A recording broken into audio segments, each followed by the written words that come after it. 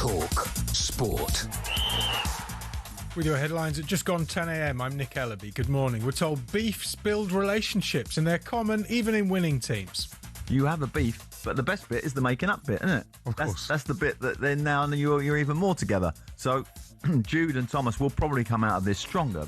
talkSPORT's Alan Pardew says Bellingham and Tuchel will get over their difference of opinion on England's performance in the win over Norway. Meanwhile, former England winger Andros Townsend says Bellingham is nerveless. You see this guy who's 23 years of age with the elegance of like prime Zidane, with like the anticipation of Frank Lampard and when to arrive into the box. It's honestly, I've never seen something like that before.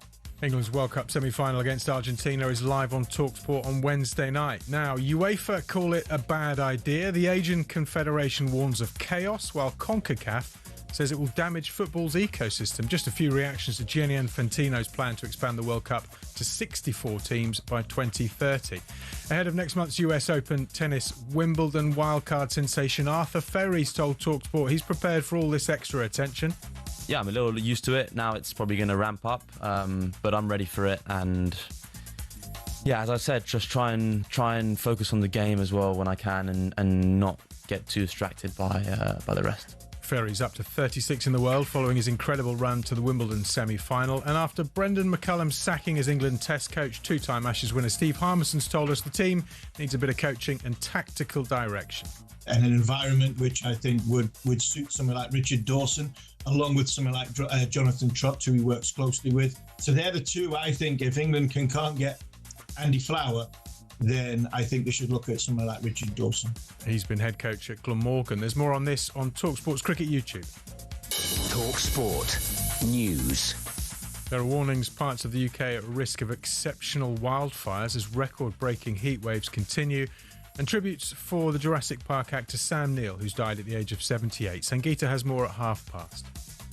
talkSPORT weather with QuickFit. Heatwave outside, oven inside. Stay cool this summer with a free aircon check. Book online or visit your local QuickFit today. Dry and sunny for most of us. Hot again in southwest England and Wales. Some southern and western coast, though, seeing gales.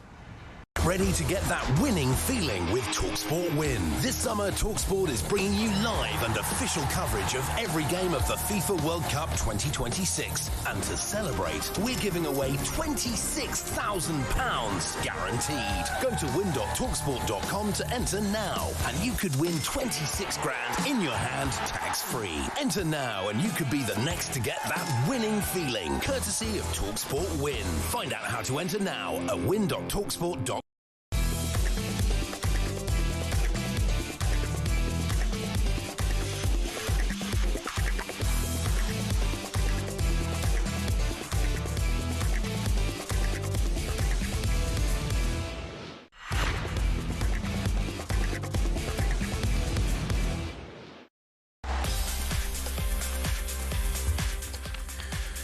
Good morning, this is Paul Hawksbee and Andy Jacobs with you through until 1 o'clock here on talkSPORT, where Andy, please tell us on a rather joyous day, what is coming up? Well, coming up over the next 3 hours, Alan Pardew unveils his blueprint to beat Argentina. Actually, we haven't told him that yet, so he's going to have to come up with it in about the next 10 minutes. We'll ask one of our cricket experts who should be England's next Test coach, and we'll speak to a man who knows full well how ITV's Gabriel Clark felt as he interviewed Thomas Tuchel after the Norway game. Yeah, Mark Pugac mentioned a similar incident back in the day, and we'll speak to the man who was on the receiving end of that. We'll also bring you the Jude Bellingham origin story, and we'll also chat to the food artist who's immortalised him in chicken nuggets. There's all this plus our final creature of the night stays up for Argentina, Switzerland. Wasn't the only one. No, I'm exhausted. And we're in Italy to see how they're enjoying the World Cup. Yeah, or not, as the case may. Good point Andy was saying, looking at Baggio there in the crowd for the Argentina game, thinking, how are they feeling in Italy? I know. Watching this big party and not being at it again. Anyway, we'll be in Italy to find out later on. But it is approaching 5 minutes past 1. Good morning, everyone. Good morning, Mr. Jacobs. Oh, good morning, everyone. And you know, it's all this stuff about Bellingham and everything. It's very interesting, really, because I think they both had a point, didn't they? Yeah. And I think that the way that the question was put to Bellingham was a little bit unfair, because they left out the key bit of him saying how much he admired the physical effort and everything. Yeah. Just thought the football could be better. I think that's true. I mean, Norway were the better team. I think everybody knows that. Yeah, no, absolutely. We're going to talk about this with Alan Pardew later on. There's plenty of ground to cover with Alan, because when you've got a player playing as well as Jude Bellingham, I suppose you've just got to let them fly.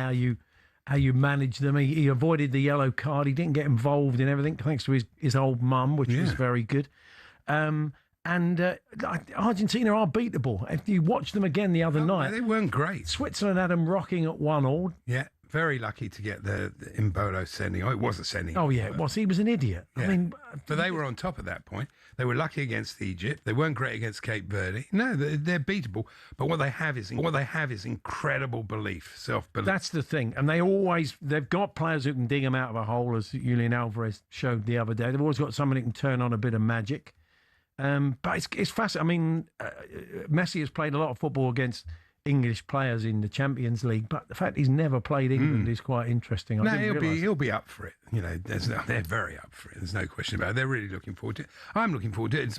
Would have been a because you've got a lot of friends in Argentina. You've been having conversations with them about it, yeah. You know, you have to separate football and everything else. Yeah. You know, the song's about the Falklands. It's just designed to get under England's skin.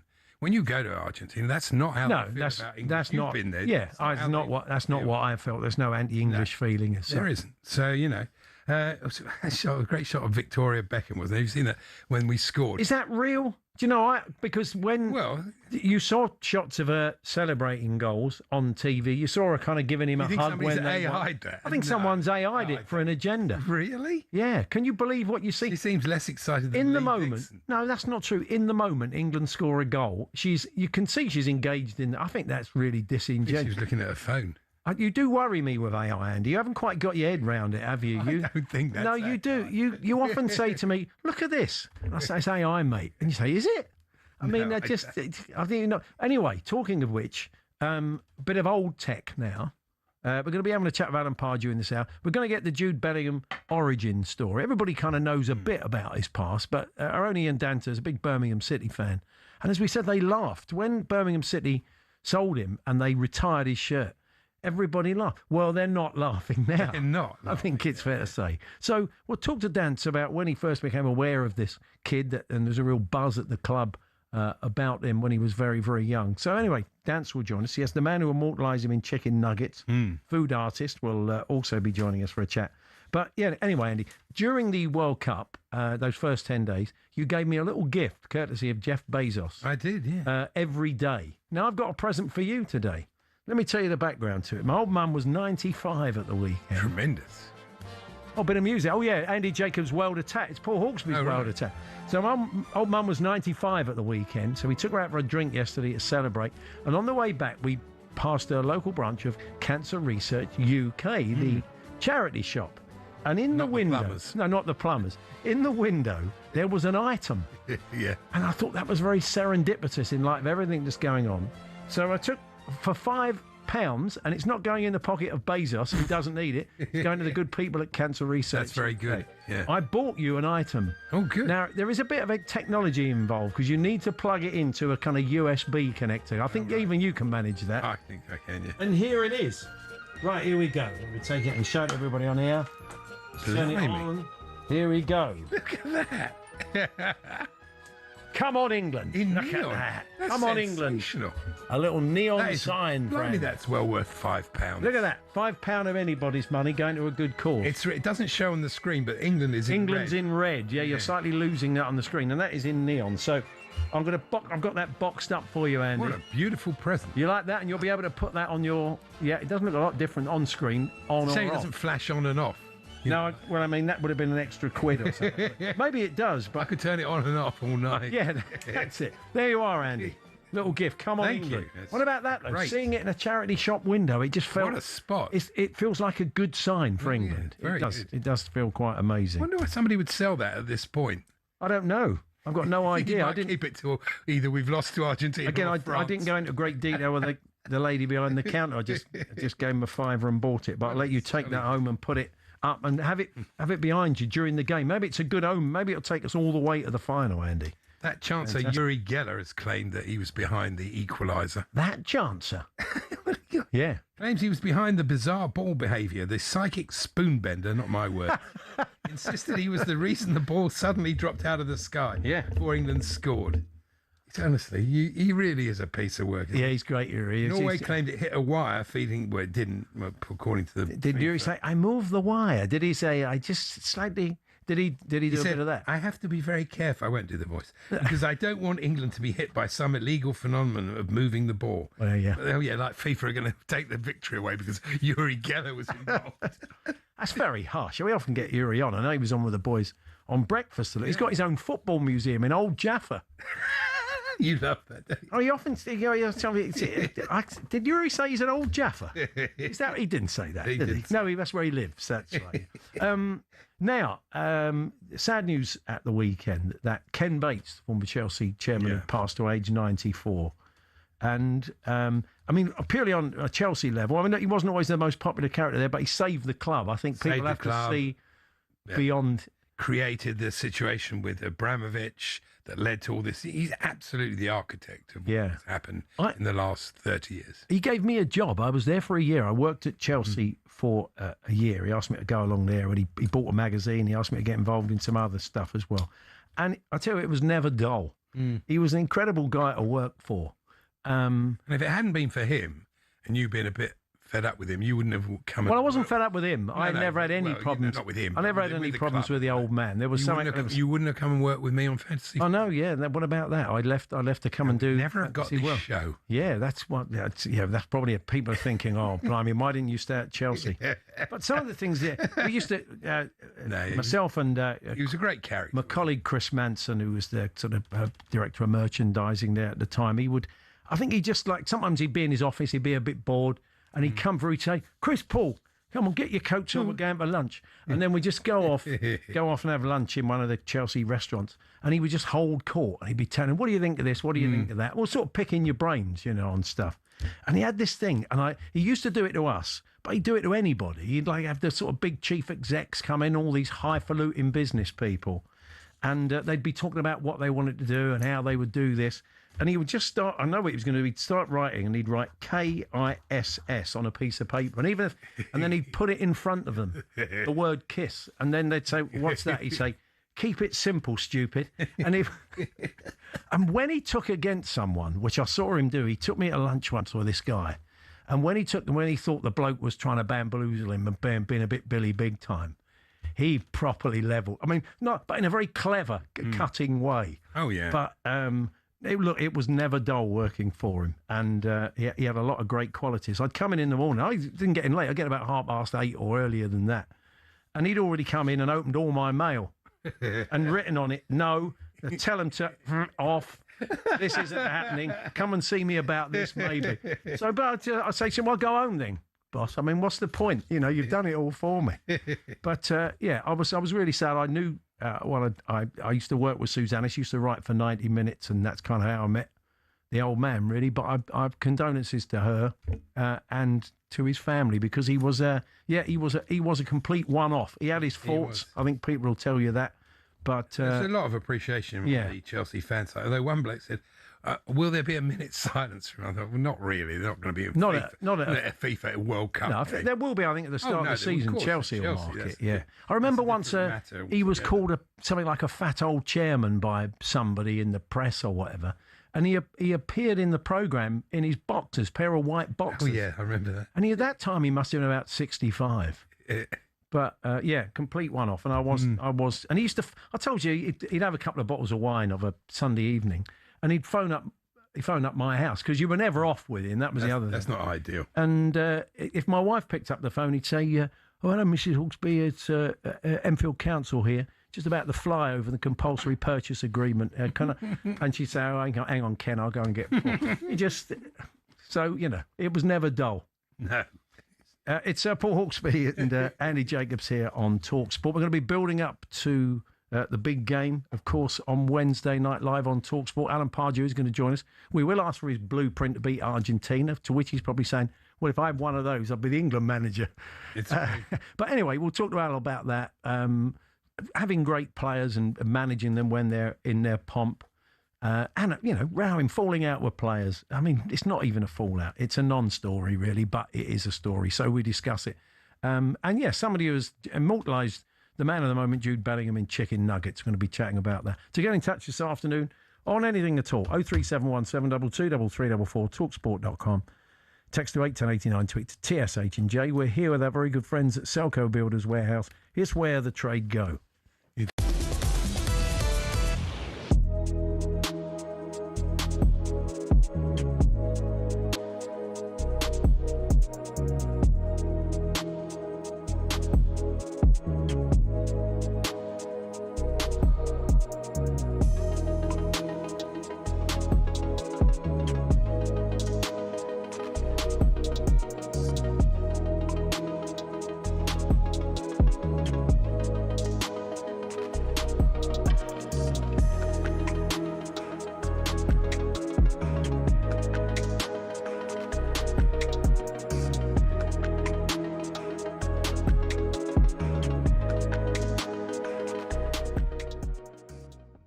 Newcastle's summer exodus is set to reach a crisis point. Sean, you'll have heard this news. Sandro Tonali, Anthony Gordon, of course, already out the door. Club captain and fan favourite Bruno Guimaraes has reportedly informed the hierarchy that he wants to join champions Arsenal, with another star player forcing his way out. Darren Bent raised serious concerns about what this loss could mean for Eddie Howe next season. Yeah, I do feel for Eddie Howe. I really do, because again, if Bruno leaves tonight, he's obviously gone to Tottenham as well. Isaac, they just haven't been able to kind of recruit the players certainly the quality that they've lost. And you look at what they've bought some of these players for.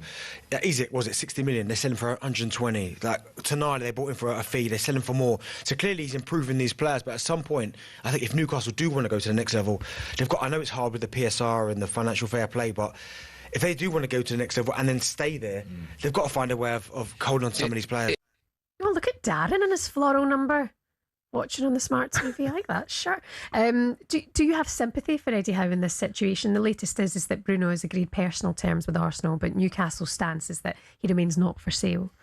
Yeah, I do. I mean, it's really tough, and the challenge that you have is not just if one of your big players goes at any football club, at any level really. People understand there's a time and a place. When two go, that can make other players a bit itchy and a bit nervy. Then if three go, all of a sudden they go, hang on a minute, who are we bringing in? And I think they're right on that cusp. I don't know their situation at PSR, but I've been through that, obviously, in my time at Everton, so I know how dangerous that can be. But I think losing the players of that quality, I think that's really tough on Eddie, and I think he's done a great job there. So hopefully, I mean, look, you never know on the other side of that. Good people in their recruitment there. They've shown that over the years, so they might have people lined up, don't forget. So these things can twist very quickly when you get a freshness in the camp and a newness and some quality, and all of a sudden it can feel different.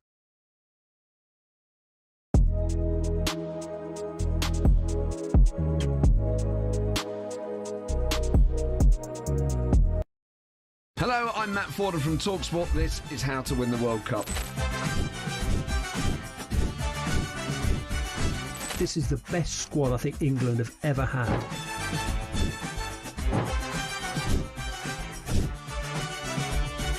He used to love America, now he doesn't. It's very sad. It was so important to succeed because of all the pressure we received. Don't jump for this one, I'm going to knock his head off. Warning, this podcast does not guarantee England will actually win anything.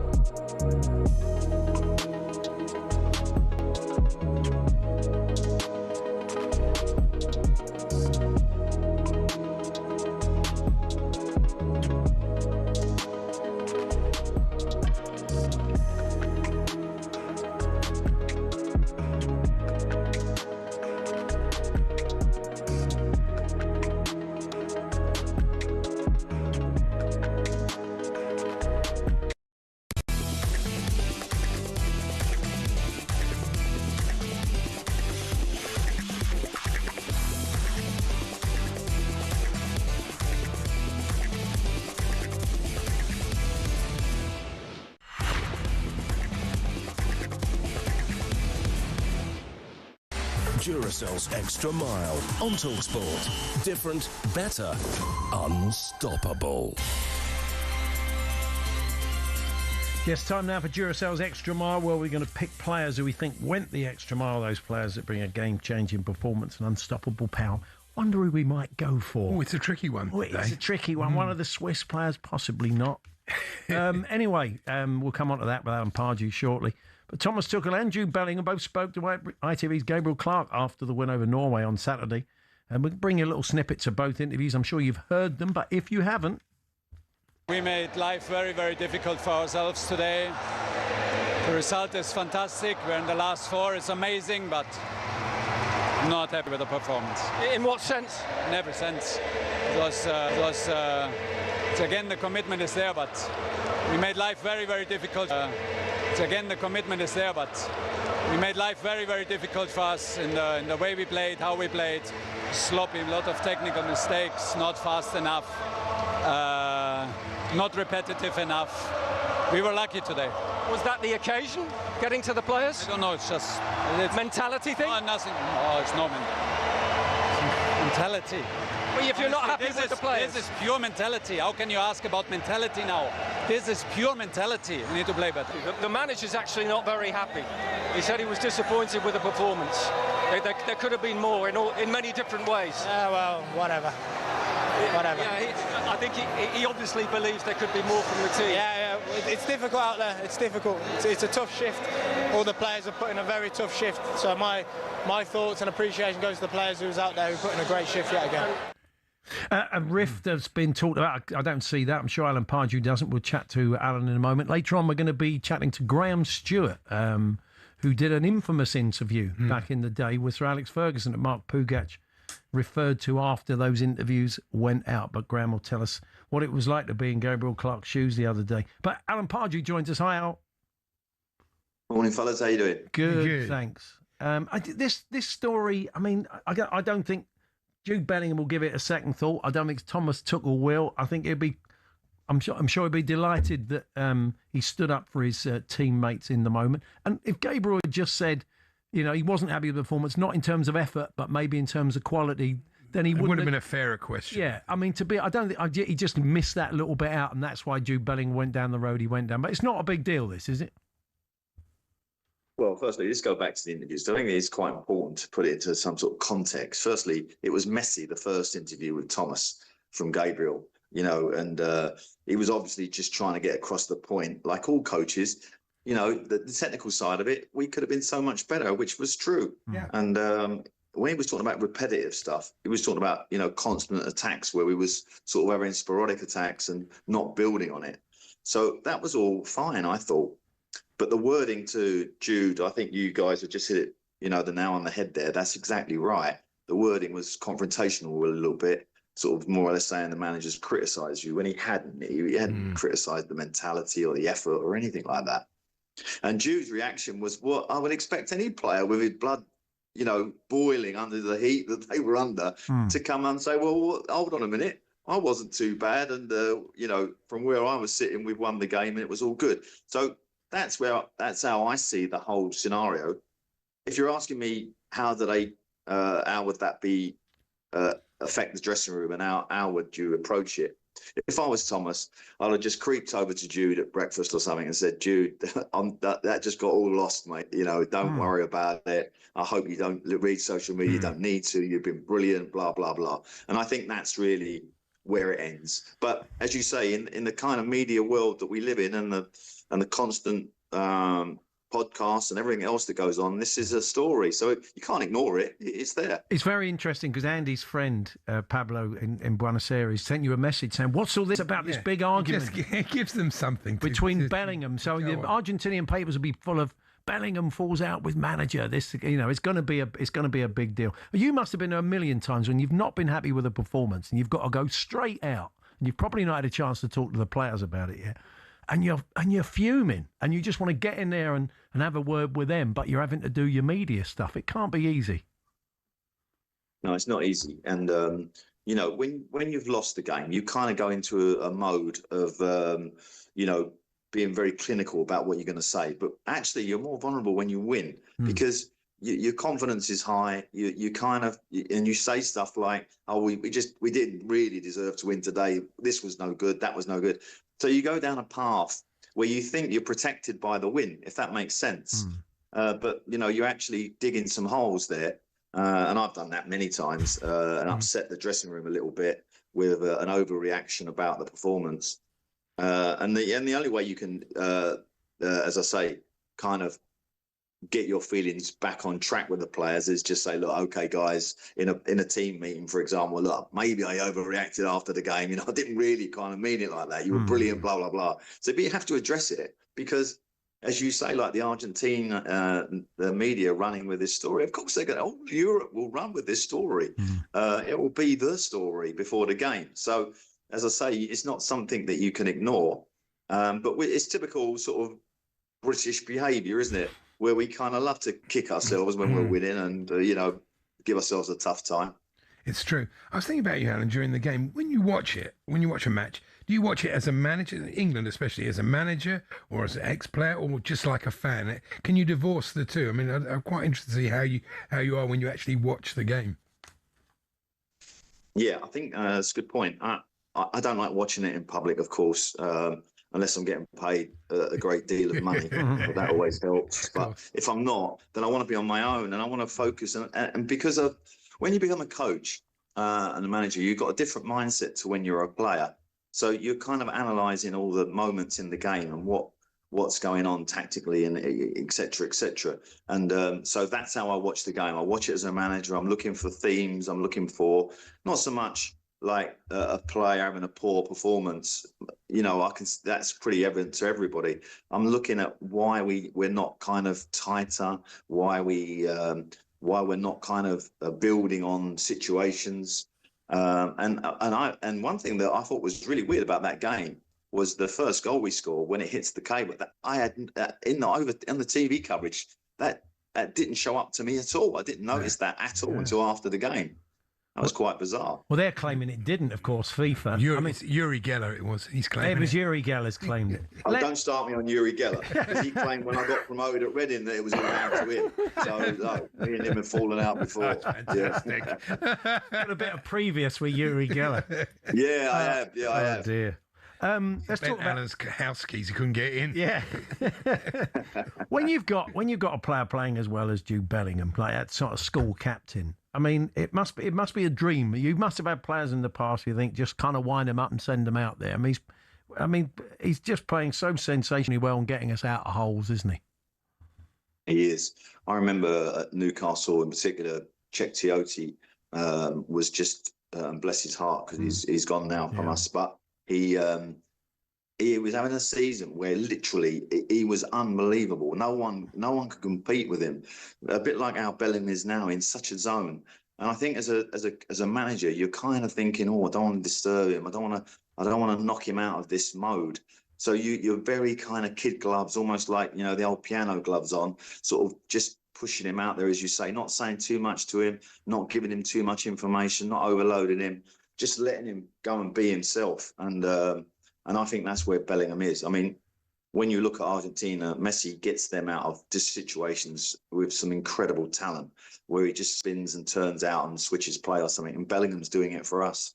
It's a real meeting of the great Jedi Master and the young Jedi, this game. Yeah, it's going to be fascinating. We're going to come on to Argentina now. They've looked and what England might do to exploit their weaknesses. And there are plenty of them, let's be honest. But that was our Duracell extra mile player, of course, had to be Jude Bellingham, all from Alan Pardew. And as we said, off the back of that interview, we'll chat to someone who interviewed Fergie after a cup final once after Aberdeen had beaten Rangers. And he had a very similar reaction, probably more extreme than Thomas Tuchel did with Gabriel Clark. Graham Stewart joins us for a chat, that reporter who worked that day, a little bit later on. Duracell's Extra Mile on talkSPORT. Different, better, unstoppable.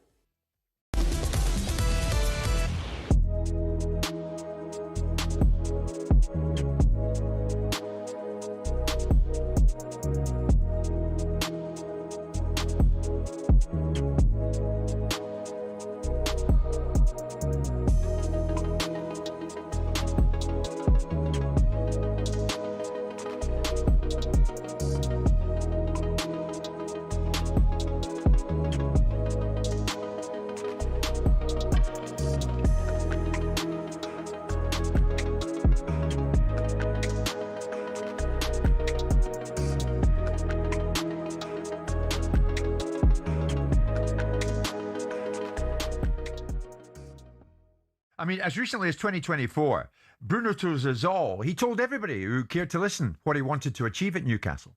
Never said that I would like to leave.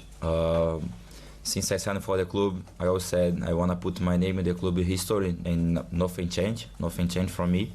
It is keeping going. I still want to win some trophy for me. When I signed for the club, I said I want to play Champions League, and everyone said that I was crazy. And we got it. Now I wanna be in Champions League again. I wanna win something for the club. I think the fans deserve. We are worked so hard to get it. So this is still my dream. And then a year later, Simon, they win the Carabao Cup. And Bruno says, "This is my second home. We're making history. Someday, when I leave this club, I want the fans to sing my name the way they do Alan Shearer." I'm not sure that's going to happen. Well, look, first and foremost, ask yourself the question, why are these players suddenly all deserting the sinking ship? It's not a sinking ship, but it doesn't appear to be a particularly ambitious one. It doesn't appear to have an ownership model that everyone thought was going to change the whole direction of football. Oh my God, we've just sold to a nation state, one of the richest nation states, and look what they're going to do to football. But they haven't done anything. They're going to buy everybody. They're going to buy Ronaldo. They're going to buy Messi. They're going to have this player here, that player, this player, and they haven't. Yeah. They bought a bunch of players that to some extent they've gone and made better. And these players are now doing what every player does, which is go, Liverpool. Yes. Oh, Arsenal. Yeah. Oh, Real Madrid. And that's what Newcastle have found themselves in a position of doing. So ask yourself the question, despite the vilification of a player that 2 years ago said he wanted to stay, nothing lasts forever. He's done his 2 years. He is entitled to leave. How he leaves is the key component part of this. But also, why? Why are Newcastle now a place where people want to leave from? Yeah. And that's the problem Eddie Howe's got. That's the problem that Matey Boy that says that to everyone they're going to win the league by 2030. Yeah. Those are the challenges that they've got.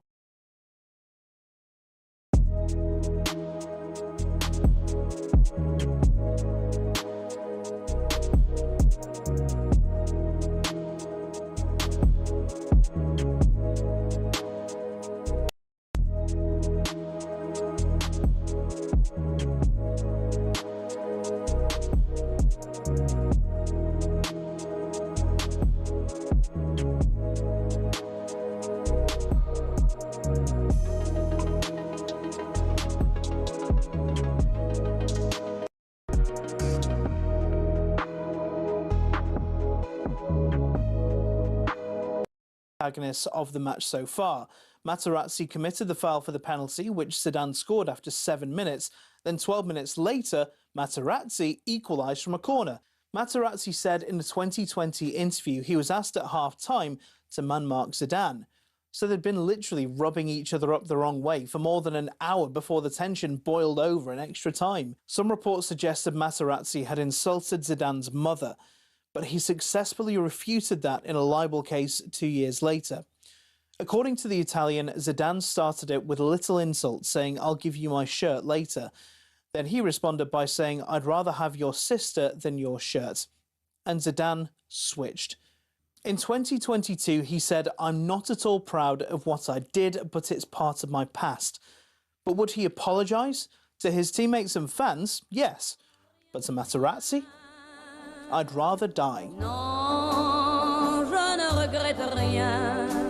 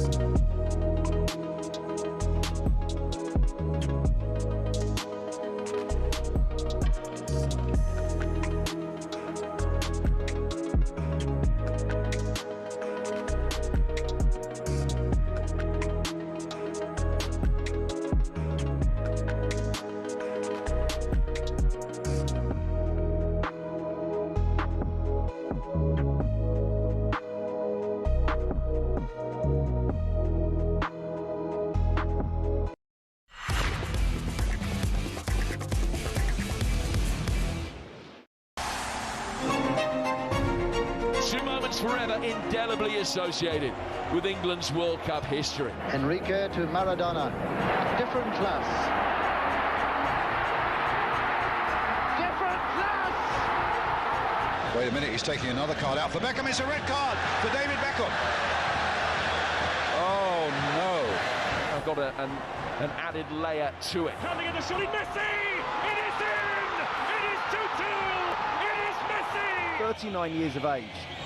There's moments of genius. This is the spirit of World Cup winners. This is the spirit of a team, a nation who are not willing to give their trophy away. We'll get everything we've got. You saw that there. Whoever was ready to come on, came on, and so proud of this team once again in a World Cup semi-final. Spilled by the goalkeeper and bundled in. England lead. It is Jude Bellingham again. They have what it takes to overcome difficult moments. To meet Argentina in an unforgettable night. Thomas Tuchel talking about England when he says they have what it takes to overcome difficult moments. He could easily be talking about Argentina, who've had a very similar sort of trajectory as England.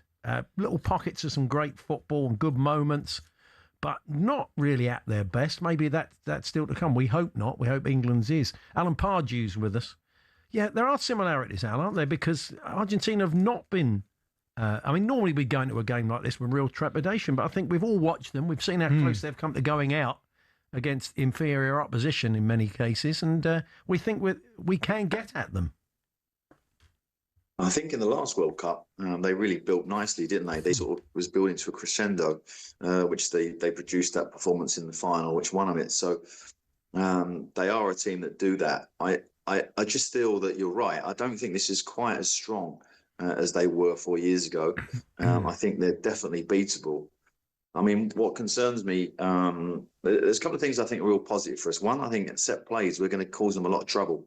And hopefully if Declan is up to speed and is fit and well, and his delivery goes up a notch, that could really help us.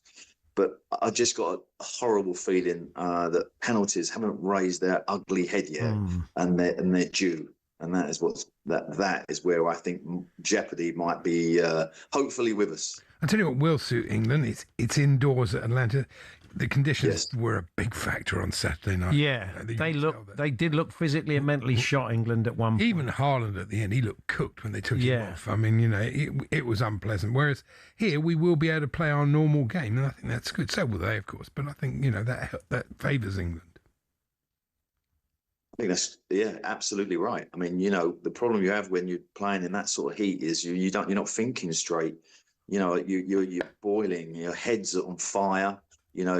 Probably running around with a headache, which isn't easy. And you won't get that at Atlanta. That's a magnificent stadium, by the way. I went to the MLS final there some years ago, and it really is a venue that is just incredible. And as you say, with the roof shut and the temperature controlled, definitely we can play a high tempo game, which Thomas has talked about. He wants to play a Premier League kind of performance, and we did see traits of that in the Croatia game.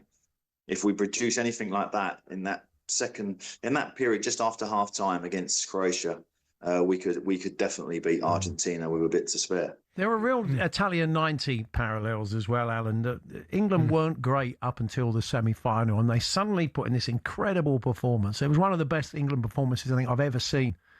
The Germany semi-final, Italia 90. So you can do it. You can, as a team, just switch up a gear. You can put together that perfect performance. We just hope Argentina are due that as well. Don't do the same thing. They're going to be very emotional. This means more than football to them. That's right, and that is very clear. And well, let's get your thoughts on that. That we have got another gear, and that's what's frustrating Thomas Tuchel. Yeah, I just want to go back to what Andy said about the history about this game. And I think they might carry a burden into this reaching in terms of your mentality. So let's hope Argentina are in that mode.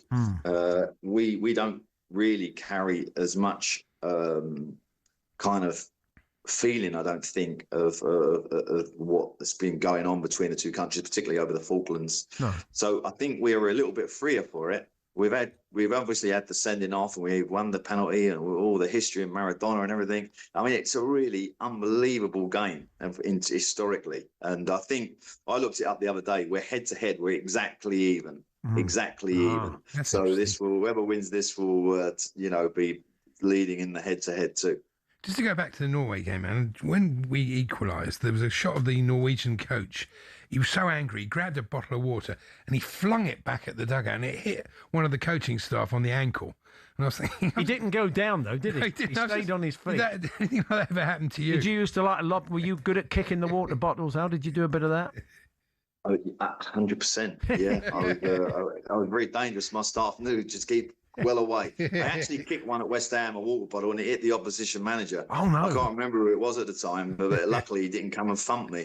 But you just sometimes this things get so irritating that you have to express and get it out of your system. Yeah. You said it means more to the Argentina. Not that it means more, but they carry more baggage into it because of everything that happened. Christian Romero, I've seen a lot of as a Tottenham fan, has never got a red card for Argentina. Isn't it, he obviously feels he has a duty of care so up against Premier League players, up against a lot of familiar players, maybe we'll see Premier League Christian come into the fore with that would be good. couple of 2-footers. I mean, this World Cup, it's been magnificent, by the way. But, the yellow card, red card situation, they've definitely tampered it down, haven't they? And, we're not starting games with like 3 yellow cards quickly. And I don't expect this game to start like that. But, there will be, I'm sure, a moment in this game which could change the face of the game where someone is going to be literally like, wishing that the referee doesn't go with, the red card. And I think that will happen. And let's hope it's an Argentinian player and not one of ours. They're going to be trying to wind Jude Bellingham up. We say if his mum has another pep talk with him before the game, that'll be good. Don't get a card, keep your temper, don't be pulling faces, all the things she told him that's what mums are for. That's right, exactly. Yeah, right. But just a reminder, because a bit like we saw with Simeone all those years ago, they're going to get at him. They're going to try and get at him, wind him up, because they know that he can be wound up. Yeah, but there's 1 or 2 Argentinians that will be doing the same. I mean, those dark arts, don't think that we're completely naive. No. You might think Argentina can, beat us at them, but, we're pretty cool with that. We're all right. We can hold our own. Yeah. So I wonder what is the key from an England point of view? Everybody sort of feels like just trying to cut off the supply lines centrally and, if you can keep Messi quiet. I mean, how do you go about keeping Messi quiet? For 80% of the game, he's hardly involved, isn't he? And then suddenly he just comes alive and with these moments of magic. Yeah, he was quite quiet the other night. And then they pushed him out on that right flank where he's probably played most of his football, and he was terrific for a little spell. I mean, he's just one of those players that you've got to get bodies around him. I mean, obviously he can skip past 2 or 3 of you, but you need those bodies there just in case you can stop him, and stopping him at source is the key.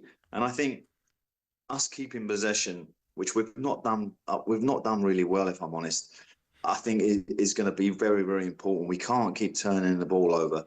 So keeping possession, keeping locked in. When I say locked in, I mean when we have an attack, when it comes out, we win that second ball, or we pick up the pieces, we read the situation. We haven't done that well. So we're having an attacks, and then the opposition gain possession and clear it or play their way out. And Argentina are good at that. So they're 2 areas I think that'll be really important. One, keep Messi off the game by keeping the ball.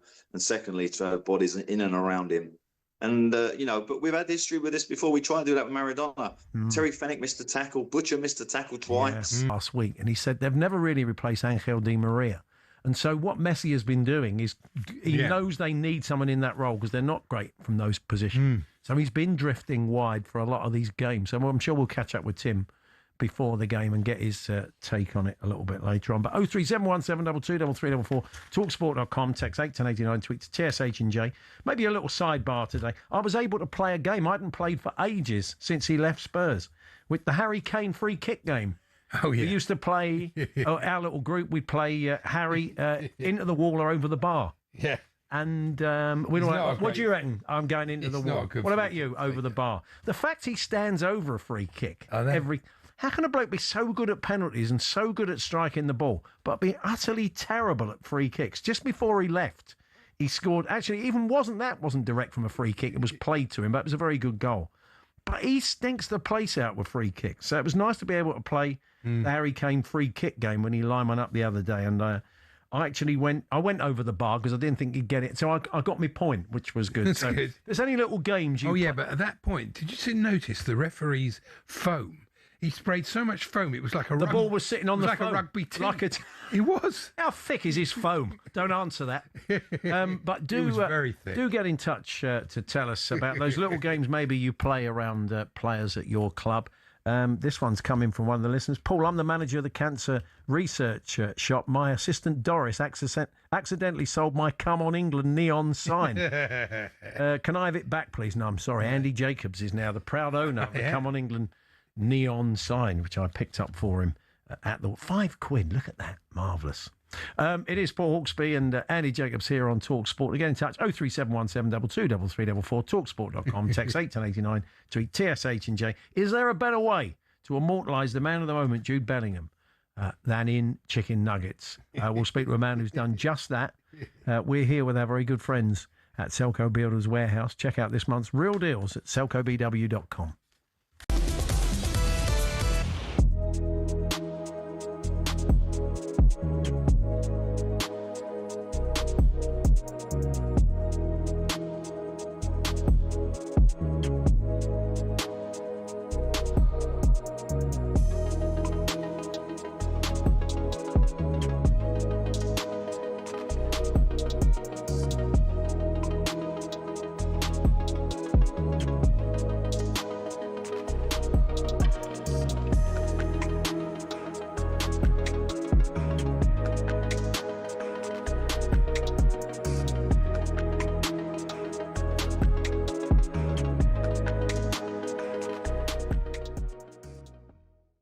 I think you're underestimating Bruno Guimaraes. I mean, you can look at the figures and say, yeah, not brilliantly impressive, but every Newcastle fan will tell you he's the heartbeat of their team. Yeah, that's Newcastle, though, Jeff. Jeff, we're not Newcastle United. Oh, right? Joe, don't be arrogant. Do not be arrogant, pal. What do you mean not be arrogant? We're Premier League champions. Yeah, I'm not saying I don't want him at the club. Yeah, you're Premier League champions now. You're Premier League champions now. Let's come on in 12 months' time and find out if you're going to say the same thing if you're not Premier League champions then. Jeff, of course we're Premier League champions. We just won it a few months ago. Come on, you know? Yeah. So you got to give us a bit of time. What I'm saying is, good player, but I don't want him to be the marquee signing. If he is the marquee signing, I'm going to be upset. Well, I tell you what, Joe, shouldn't you be worried? You're talking about marquee signings. Aren't you concerned about financial fair play? Or the equivalent of as it is now?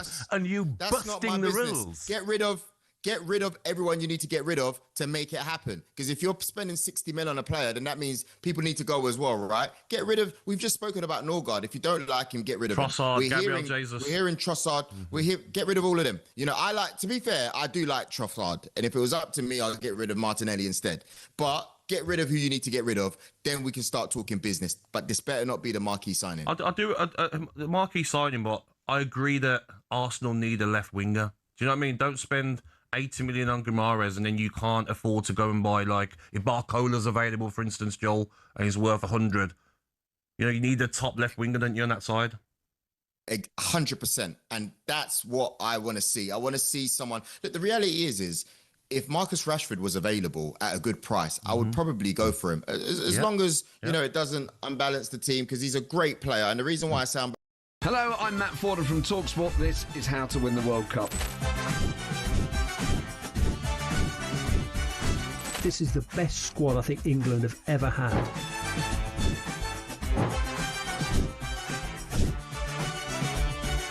He used to love America, now he doesn't. It's very sad. It was so important to succeed because of all the pressure we received. Don't jump for this one, I'm going to knock his head off. Warning, this podcast does not guarantee England will actually win anything.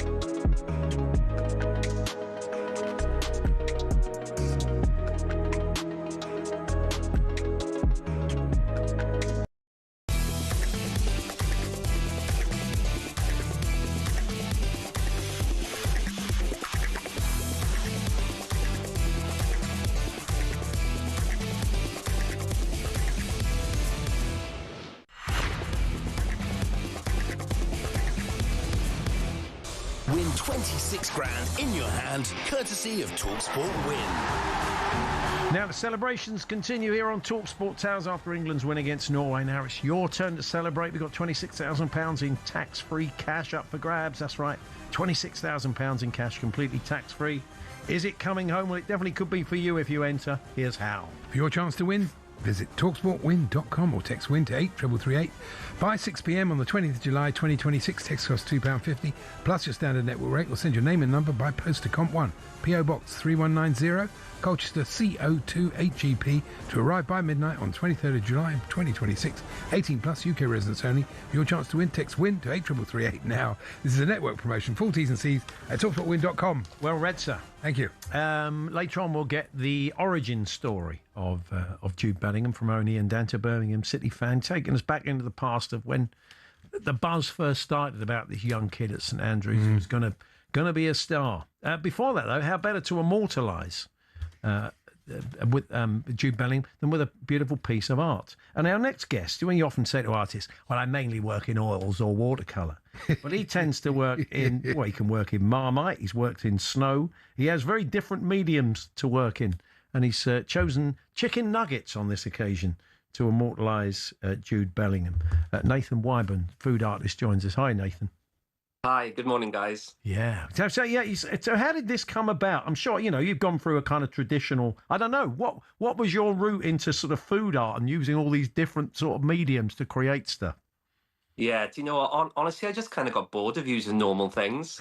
I was always a bit of a fuss eater as a kid. And yeah, Marmite was one of the first things I ever used. And I realised that, there's a whole world out there of textures and colours and bonkers things that you can turn into art. So yeah, it's just kind of become a natural thing to me. So you're getting your Marmite soldiers as a kid, and then like Mum would look over your shoulder and you were doing like a portrait of the postman because he just... was it a bit like that? Pretty much, yeah. And when you've got like the sauce left over from the baked beans on the plate, and then you just dip your finger in it and draw a smiley face. Wow, it really was just I was a fussy kid. I mean, obviously you're a brilliant artist because you can see the likeness of Jude. Wonderful, but I mean, basically, what made you choose nuggets? Because they're quite an odd thing to. They're not even, well, I suppose they are. They're different colours and you do get the variation of it. We're showing people a picture on Smart TV at the moment, but it's quite a large scale as well. I'm looking at now, I can see you in relation to it. It's on quite a large scale. It's quite big. It's actually 1,000 chicken nuggets. And the idea came from Aldi, actually, because they've released these football player-shaped chicken nuggets alongside FIFA. So, yeah, they're actually little FIFA men. So, yeah, it was a pretty cool thing to celebrate Jude. And, yeah, we're playing on the whole Beatles song with Hey Jude and Hey Food and all that. We like a pun. Were they cooked? They were cooked, yes, and it was on a base of breadcrumbs. So yeah, they were all enjoyed afterwards by many of my family and friends. So the outline of his face, his hair, and everything. How did you create? Did you kind of create that and then put the nuggets on top, or you create the nuggets around that on a black background? Pretty much create the nuggets around it, yes. Right, so it's almost like working in reverse. So you've got the black canvas, and then you're placing the nuggets on for those that can't see. So the nuggets are the lighter paint, I guess you could say, but not. Have you been able to eat a nugget since, having been surrounded by 1,000 chicken nuggets? Do you know what? I love a chicken nugget, but the smell of that was pretty strong by the end of it. So, I mentioned some of the other things you've done over the years. You have, you appeared on Britain's Got Talent. You did Michael McIntyre in Marmite on that occasion, didn't you? Yeah, that was really good fun. That was back in 2011. So that kind of springboarded my career, I guess, but gone on to doing many things. Done some work for the royal family, been commissioned by Mariah Carey to make her birthday present. Met some really, really cool people. Is there a medium you'd like to work in? Is there a food stuff you feel like you could work with that you haven't had the chance yet? Do you know what? Anything that's really fun and a bit silly and makes people smile, I'll give it a go. I love doing stuff in baked beans and pizza and chocolate, but I've probably given everything a go that I want to, but maybe on a larger scale. I'd love to break a world record, so that's definitely something on my list. If England win the World Cup, you've got to do Thomas Tuchel in bratwurst. Yeah, now that's a little idea for you. If the money's right, I'm sure he will. If the sausage people come forward and commission that, we need someone in the sausage world to do that. That would be good. I'll take a look into it. Nice. Brilliant. Good to talk to you, Nathan. Thanks very much. Nathan. Thank you, guys. And you go and check out Nathan Wybourne's work online. Yeah, very, very talented. It's really clever stuff. So, and more. I don't think it was involved in Harry Kane, which was done by the good people at Asda earlier in the tournament, which was it could have been a similar sort of idea. Yeah. Maybe someone's ripped him off. I don't know. Maybe it was his own work. I have no idea. Talksport.com, text 81089, tweet TSH and J 03717 223344 to get in touch this afternoon. I mentioned playing the Harry Kane free kick game over the bar into the wall. He does everything brilliantly apart from that. So if you've got little games you play with players at your club, you can share those with the class. Today, I know a couple of listeners want to weigh in on the Jude Bellingham, Thomas Tuchel debate. We'll be chatting to Ian Dancer later on, as we said, the Jude Bellingham origin story. And Andy said, now they're enjoying the World Cup in Italy or not. So we're going to cross there with an expat journalist, Sheridan Bird's going to join us to give us a feel for how the Italians are following this tournament. That's all to come. We're here, of course, with our very good friends at Selco Builders Warehouse. And we look forward to hearing from you later on. We will be with our own Alex Crook in New York. There's a little bit of transfer news out there today, some of it World Cup related, and we'll bring that to you as well.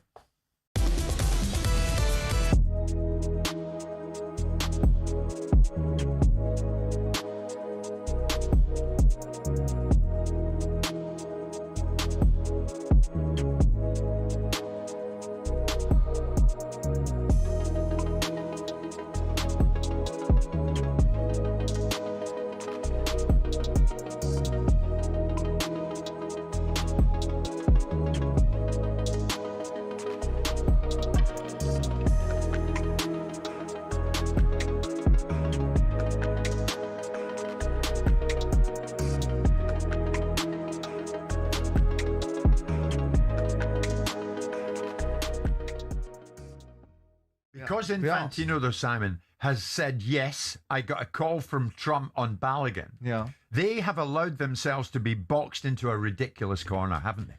Well, it's one thing players cheating on a field, but when the people that are supposed to uphold the game ignore the integrity of their own positions, to damage the authenticity of what people might be watching, and challenge the legitimacy of it by allowing one set of group of people to have an advantage and not on others, you should start worrying about the existential threat that has to the game, and start worrying about what's happening to the football and where it's going next, and what will happen to it next.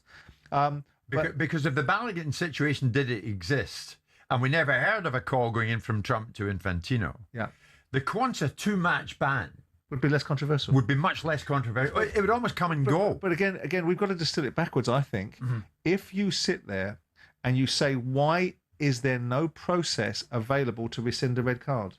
Why would there not be one? What is the logical thinking? Maybe FIFA can explain to us why it was necessary for the Trump regime to instigate some thinking into FIFA that should have been there in the first place. It shouldn't require Trump to be involved in the conversation. It should have been a simple appeal from, and by the way, US Soccer would have been all over this. It wasn't just Trump that did it. It was US Soccer that probably prompted him to do it. Yeah. And they're sort of going in the background. It's not us, it's our commander-in-chief. No, Trump makes all the noise and carries all the cachet. Yeah. But there should have been a process. There's no regularity to this, Simon. Ironically, if you get sent off for in the Premier League for serious foul play, it's a 3-match ban. Yeah. But that's because...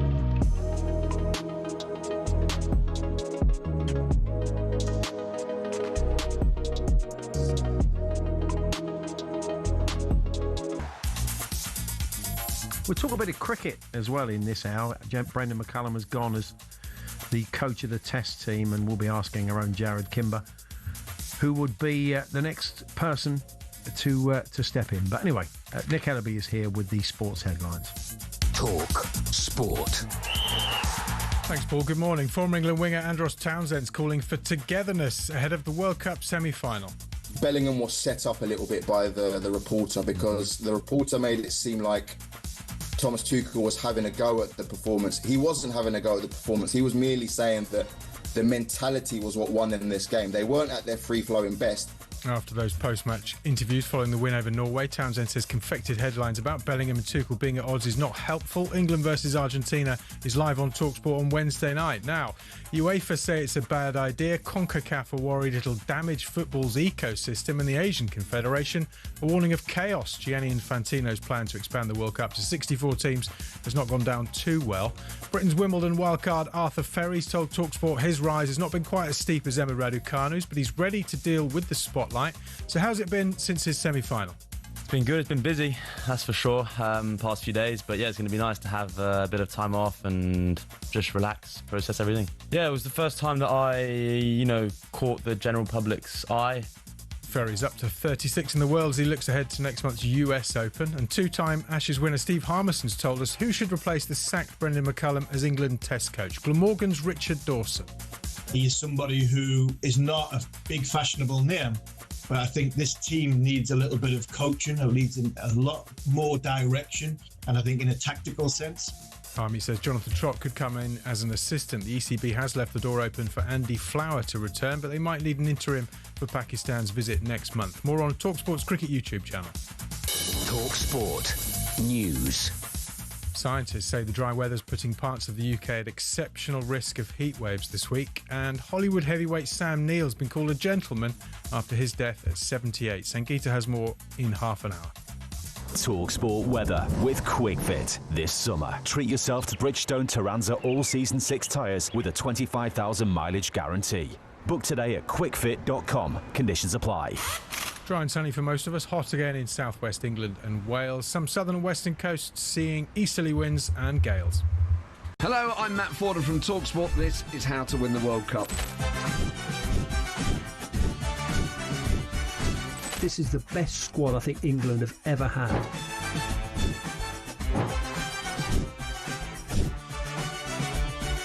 He used to love America, now he doesn't. It's very sad. It was so important to succeed because of all the pressure we received. Don't jump for this one, I'm going to knock his head off. Warning, this podcast does not guarantee England will actually...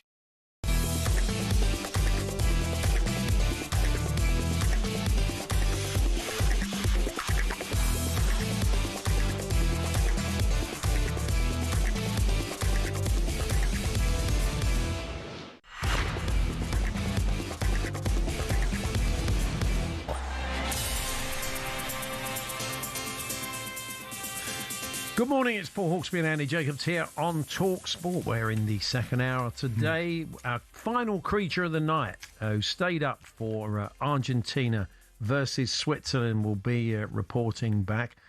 I watched it in the morning. I got up, turned my phone off, made sure I didn't know the score, and watched the whole thing in the morning. But well done to you and the producer. I know. Who he said he was still buzzing from the England game. So were you the same? You decided to stick it through? Yeah. Did you go all the way? Yeah, I did. I went all... Well, if I'm being really honest, I only lasted till 15 minutes of extra time.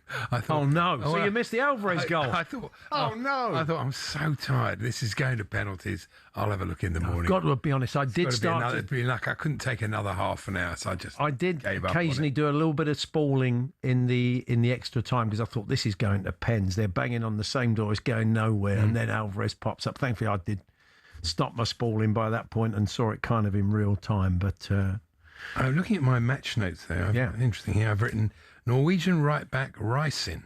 I wouldn't want him to send me anything in the post. Yeah. There was a couple of names. There was, there's Luis Suarez. Sorlot. I said to you, Sorlot, Alexander Sorlot. Has he got a brother called Lance? Lance Sorlot. Yeah, you like that? That's okay. Fair enough. Luis Suarez with his son. They're not all gold, obviously. When Luis Suarez, that picture of him, he was in the crowd and he was like whispering something into his son's ear, but it looked like he was having a bit of a nibble. Oh, really? There was also Reader. I was wondering whether they call him Ralph in the dressing room. It's one for the teenagers. It's one, really. Fans of the gang show. Whatever happened to bring back the gang show? After the... actually don't. After the winning goal, I've written, thank goodness for the Trionda ball. I mean, seriously, the Rodgers shot, I mean, it did move, didn't it? It moved a lot, yeah, we're delighted to say. And bookmakers have slashed the odds of Jude Bellingham being knighted. He's not going to be knighted. A rise to Jude. He might be. If they win the World Cup, quite a lot of those players will be. 22-year-olds don't get knighted, though, do they? I don't think. I'd be surprised. I mean, I'm not saying he wouldn't eventually be knighted. He would. if England won the World Cup. But they so is this Andy Jacobs saying he doesn't deserve a night? I'm not. Let's put that across the screen. Who are you, Gabriel Clark? Yeah.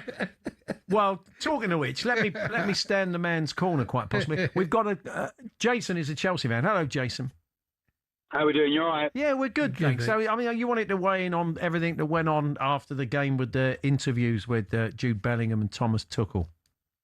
Yeah, you touched upon it yourself earlier, and I think Alan Pardew did, and he was quick to point out what had been said, as in that wasn't happy with the performance. But I don't know how many times Tuchel said it wasn't the mentality. It wasn't the mentality.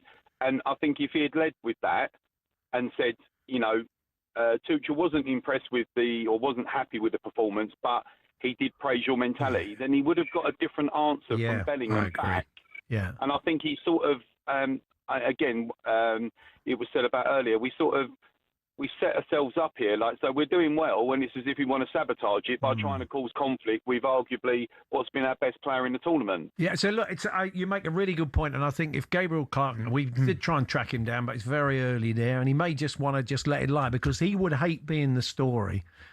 Definitely. I mean, to use the football vernacular, we've known him over the years. He's not that kind of lad. He is not the kind of reporter or journalist who goes looking to get a rise out of a player. I think he was asking the questions he felt we should ask. I think in retrospect, you're absolutely right, Jason. He would have liked to have said, the manager's not happy with your performance, not in terms of effort, but in terms of maybe the quality that you did. And you're right. I think he would have got a different answer, but I think there are journalists, there are reporters out there who would be looking to get on the front page or the back page of the tabloids, but I don't think Gabriel's one of them. So I think it was an error. I don't think it was deliberate, Jason, to be honest. But I do take your point. It only needed that extra line, didn't it, really, to make it feel like a very different question. Yeah, definitely. Like I say, if he'd sort of said that how much he defended the mentality of the players, then I think it would have been a completely different route that he would have gone down with the answer that he received from Bellingham. It's not a bad position to be in, though. Let's hope it doesn't cost Jude his knighthood. Yeah, that's right. Or his lead role in James Bond. Yeah, of course. Has he entered the betting for the next James Bond? He was in there. He's right. Was he already? Oh, he was. Yeah. Oh, that's nuts. That is last crazy. Week's story. I had that, didn't but I'm not going to ask you if it's coming home, because that's not fair. But I mean, you kind of sense we've got a good chance on Wednesday night, Jason. You feeling confident?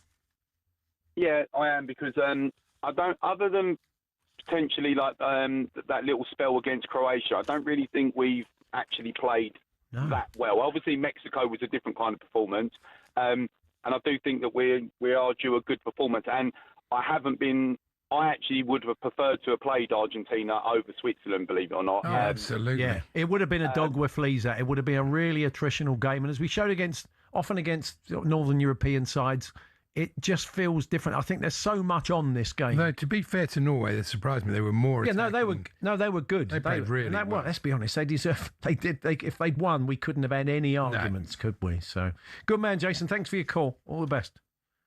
That's Jason, the Chelsea fan. You want to get in touch today? 03717 223344, talksport.com, text to 81089, tweet to TSH and J. Anything else? Yes, well, our old friend 03717 223344. Yes, our old friend Colin Fodder. She's taken to writing about. I always think it's an Irish bloke called Colin Fodder. But this is somebody who writes. Well, I suppose football's in the news. Well, yeah, it's the zeitgeist. You can't write about. She's managed to make it, of course, completely about her. Oh, okay, brilliant, isn't it? The headline: Whoops! I almost jinxed it for Kane. Oh, okay. There's nothing like a great sporting event to bring out the superstitious in me. Yeah. Having got up at 3 a.m. on Monday to watch the second half of England v Mexico. What do you do that for? When you get up for the first half, you silly woman. Anyway, despite writing here... You silly woman. Well, that's a stupid thing to do, isn't it? Despite writing here last week... Well, she's a woman and she's silly. Okay. Despite writing here last week that I wouldn't be able to bear the tension, I had to retreat back to bed almost immediately. Yeah. As soon as I switched on the TV, Mexico won a penalty, and it looked as though Harry Kane got a yellow card, although fortunately he didn't. This from a 3-1 lead before I showed up. During Wimbledon, I've been convinced my presence on the sofa causes any favoured players to start double faulting. It doesn't. It doesn't. Curiously, I've never had the same conviction that I can bring on a winning side's most successful moments. My magical thinking seems to go in one direction. Money for Jam. Not about you. Also, everybody's jumping on the bandwagon, aren't they? People aren't into football, don't like football. Suddenly, I wonder, we should get... well, you always get that. Our guest from the Telegraph, the columnist for the Telegraph, who hates football and was just was looking... He said it was going to be a disastrous month for him. I wonder if he's got a ticket for the final. Yeah. He completely changed his Probably mind. has. Probably dressed as Ken Bailey. The full John Bull outfit. Going to work in his John Bull outfit. That was sad news about Sam Neill today, wasn't it? We knew he'd been ill, but that was such a sad story. If you want a great little Sam Neill... I mean, he was in so many great big movies in the later part of his career. Lots of big blockbusters.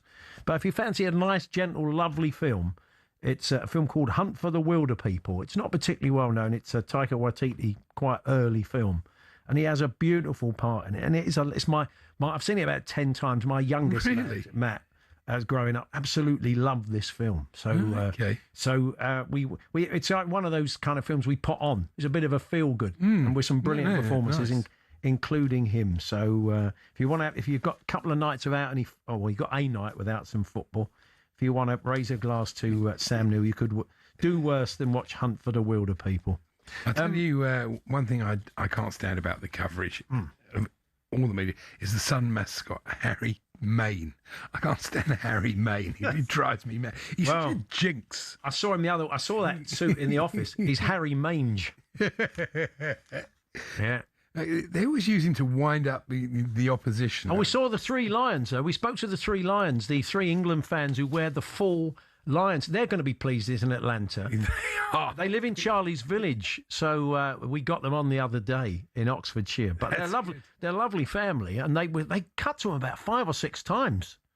Yeah, I mean they got a lot of coverage. So they were actually in at the game in Miami. Yeah, so they've been getting tickets for all the games. They don't get. I mean, it's interesting. Even though they're England Travel Club and they're sort of proper England fans who go a lot, they're not given any advantageous rates. You would think certain fans that travel, they're having to pay sort of top dollar for their tickets. They get access to them, but But when you follow England thick and thin like that, you think sometimes there might be a bit of a subsidy for those people that. A loyalty subsidy. Yeah, you would really. Not old Gianni, who wants a 64-team World Cup. That shot of him it was quite frightening, actually. Yeah. He was smiling. You don't often see this. He was smiling at somebody. He was like a bald shark. It was quite horrible. If you can imagine. Well, I can't think I've ever seen a hairy shark. That's true. Leave it. Anyway, the latest episode of How to Win the World Cup is now live. Matt Ford was alongside Manu Petit, World Cup winner, of course, in 1998 with France, and Alex Brooker to unpack England's win over Norway and to look ahead at the semi-finals. Here's Manu Petit on the post-match comments from Thomas Tuchel and Jude Bellingham. And he says neither came out of it well. And what did you make, Emmanuel, of Thomas Tuchel's comments afterward? He seemed agitated about the way England had played. You don't expect that from your manager afterwards, It should be private, that comments, He should say that, for a meeting, guys, obviously we were not good yesterday, but we showed great character at the end. We won that game. I can understand, he's honest, but in the meantime, if I am the player, I'm thinking, hey, we are in semi-final. I know that that was not easy yesterday, for different reasons, but we show great character to come back into this game. And what about Bellingham's reaction? I mean, these are two big characters, aren't they? He didn't hold back either. I didn't appreciate it as well from Bellingham. It should be as well, his emotions should be, privately, not in front of the camera. Both guys, I think, yesterday were not good in terms of communication. Honestly, there we are. These ex-players do fascinate me. Of course, he never did any of that in his career or anything like that whatsoever. It's brilliant, isn't it? God. You can listen to How to Win the World Cup wherever you get your podcasts or on the talkSPORT YouTube channel. We're going to hear our creature of the night a little bit later on. For the final one, Mick, the Liverpool fan, did it for us. And I think we have put together a bit of best of creatures of the night. I think we're going to be playing tomorrow or Friday. We'll play it to sign off for these earlier shows from next Monday, as far as we know, if selected. We'll be back in our regular slot between 1 and 4 once the World Cup's done. Obviously, building up to the World Cup victory parade in Trafalgar Square for England. Come on, Andy. Be positive. It's very possible. But it is. How many times has the best team in the tournament, I think we all know we're talking about France, if they get through Spain, and that's not guaranteed because they are ruthless. Well, they were probably better than Argentina in the last World Cup, but they didn't win it. That is exactly. for sure true. So anything can happen. You don't always have to be the best team to get it done. That is the key to many a World Cup. So anyway, I'm going to be in Italy later on to see if or not they are enjoying the World Cup. Plus our own Alex Crook, some of the transfer stories of the day. That's all to come. We're here with our good friends at Selco Builders Warehouse. It's where the trade go.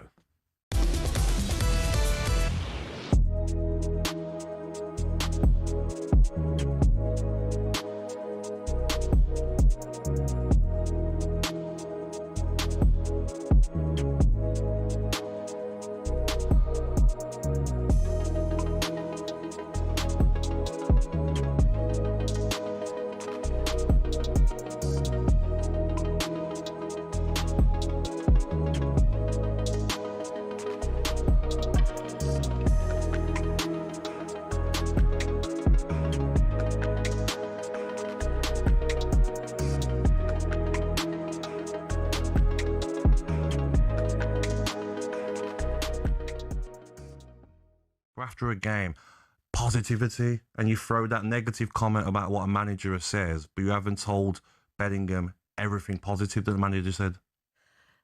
Sorry, just being on the other side of that, right? Yeah. So you're a player, you've come off the pitch and maybe had negativity after a win, but that is his job. Yeah. That's him. That's the guy, the fella doing his job, Adrian Clark. But is that a problem in the media then? But it's not. It's just your manager's just said this. What do you make about that, Jude? Yeah, but I still think like that might be his job, but then like when people moan, and there's been a lot of moaning on social media by a lot of the public, we've just got through to a semi-final. We should be positive, and people are creating a beef between our best player and the manager. Tuchel created the beef. No, he put it out there yeah, first. but Tuchel's not called out any player. He said what he thought about the game, which was honest. No problem. I totally agree with what he says. We can be a lot better. But when a player finishes a game, he's exhausted. He's done 110 minutes in that heat. He's shattered. He's carried his team through. He scored 2 goals. The last thing he wants to hear for the first question is, the manager said that's not good enough. Why do you say, like, okay, Jude Bellingham, what was that feeling like? Look at the fans behind you. How positive. Why can't we be positive in the media? Because you can see that. You can quite clearly see there's a lot of positivity around you, Gabby. What do you mean? Yeah, but that's the first question you want to ask your man. You don't want to be asked a negative question when you're trying to win the World Cup. Exactly. Not just get to a semi-final. No one said you're not trying You've got through the quarterfinals. It wasn't your best performance. Yeah. It's nothing to get really overly excited about. I think it is. I think it 100% is, because this World Cup, France are the only team that have been outstanding. Argentina, like I said, we've got through every round being poor. Then after the game, being in their media, we got to do. That's a conversation for another day. I just think we look for problems. There shouldn't be any problem, shouldn't be any big talk today about, there's beef, they don't get on. When I watch him on the pitch, he looks like he's listening to his manager. I don't see a beef there.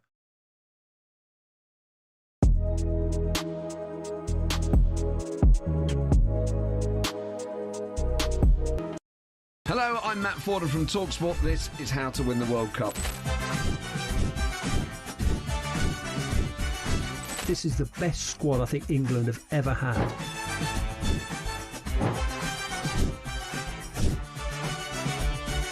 He used to love America, now he doesn't. It's very sad. It was so important to succeed because of all the pressure we received. Don't jump for this one, I'm going to knock his head off. Warning, this podcast does not guarantee England will actually win anything.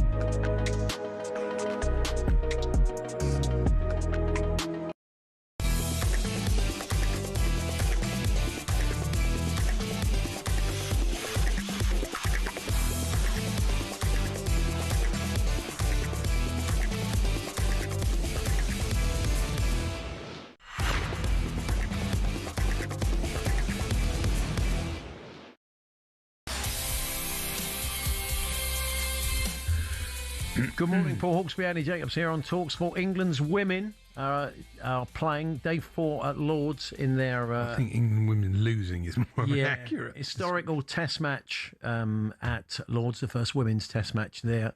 They need 318 to win. They're currently 139 for 7, so it's not looking good. But we'll keep an eye on that. Yeah, and the men did well in the T20, though. They did. They played really well. On the men's front, of course, the big story breaking yesterday was the sacking of Brendan McCullum as England's Test coach. An interesting piece by Nick Holt in the Telegraph today.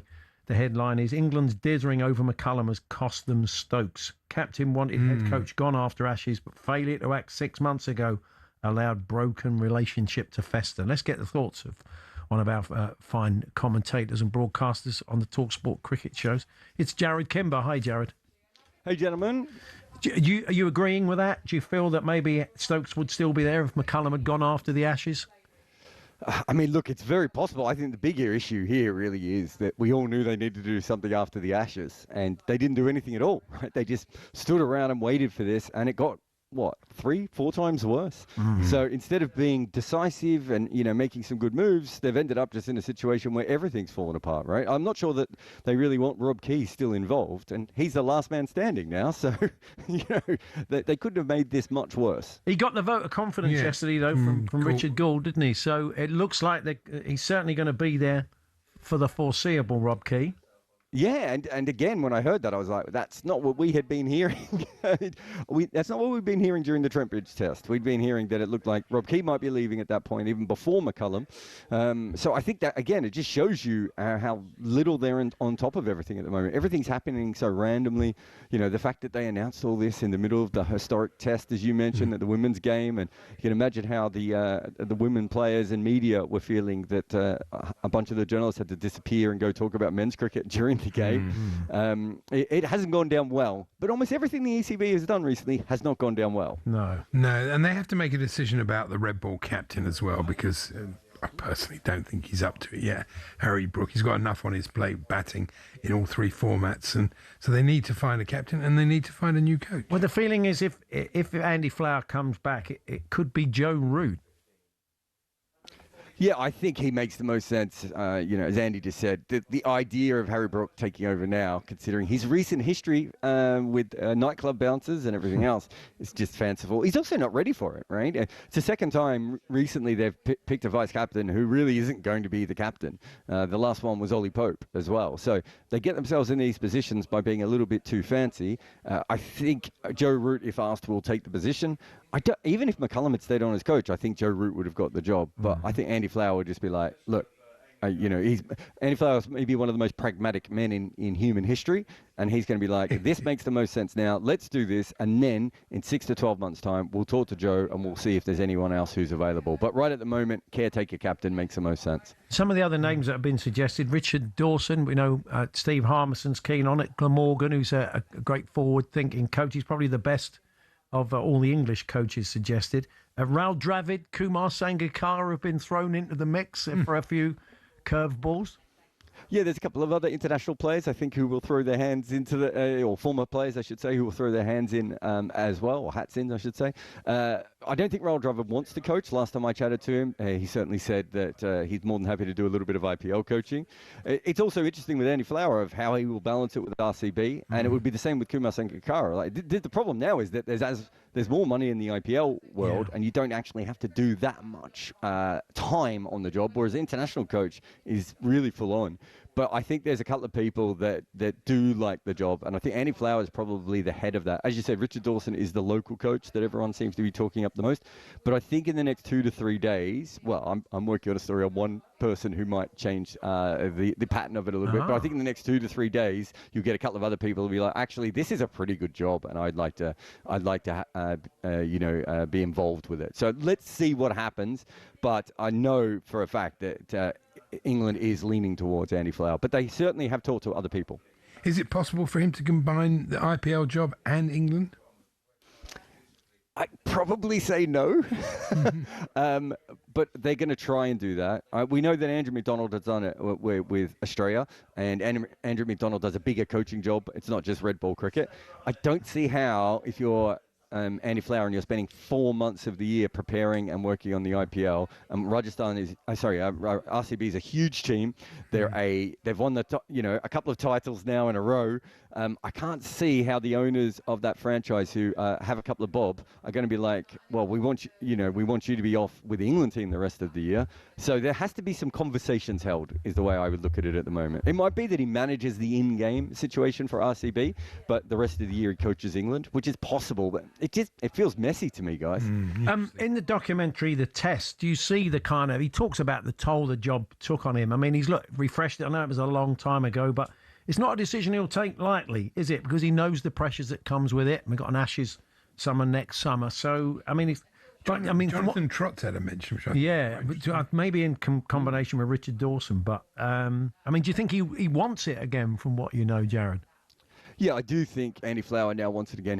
I think he's fundamentally a different human being than he was when he coached the first time. I think he's a much better coach than he was the first time. And he got England to number 1 last time, right? So it's not as if he was never... but I mean, RCB was a terrible franchise, and he's turned them into a powerhouse in the last couple of years. I think as a person, he's matured quite a lot, and he understands people. I think what he did the first time he was England coach is he kind of got every part of the players to buy in, but they all sort of ended up sort of losing their energy by the end because he was so ferocious. He's not like that anymore, and I think he feels that he still hasn't had that one great series in Australia, the big win. So I definitely think he wants to come back and try it again, and see how he goes there. I think he thinks there's a little bit of unfinished business is maybe the best way of looking at it. Sorry, I said The Test. That's the Aussie one. It was The Edge, wasn't it? The film, the excellent film. Yeah. Sorry about that. But yeah, I mean, look, he was the heart and soul of that team, and he's a different man now. And as I said, I think he's a better coach. So, he's had the one big win in Australia, but I know he wants more. And I think the way it ended in 13-14 really hurt him a little bit.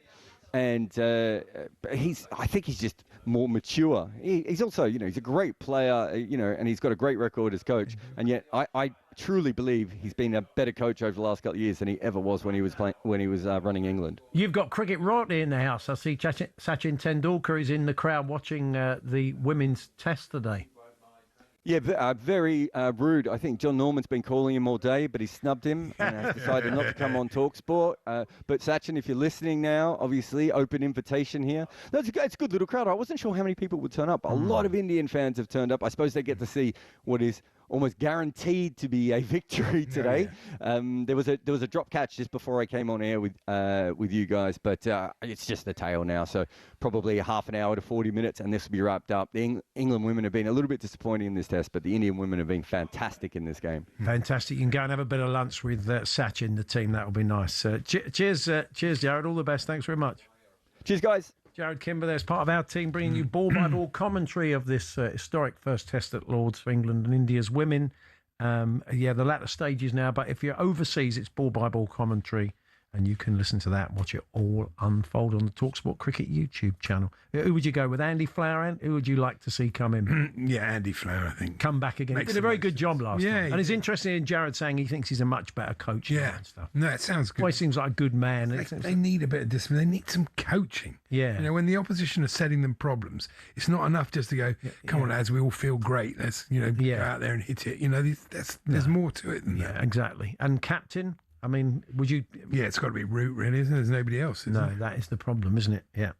So, returning to the football, we'll have our Creature of the Night. We'll also be getting the Jude Bellingham origin story from Birmingham City fan and commentator and presenter Ian Danter, taking us right back to the beginning of when there was first a buzz about the young player who was doing so well for England at this World Cup. But we'll get some news headlines for you next, and that's coming up shortly.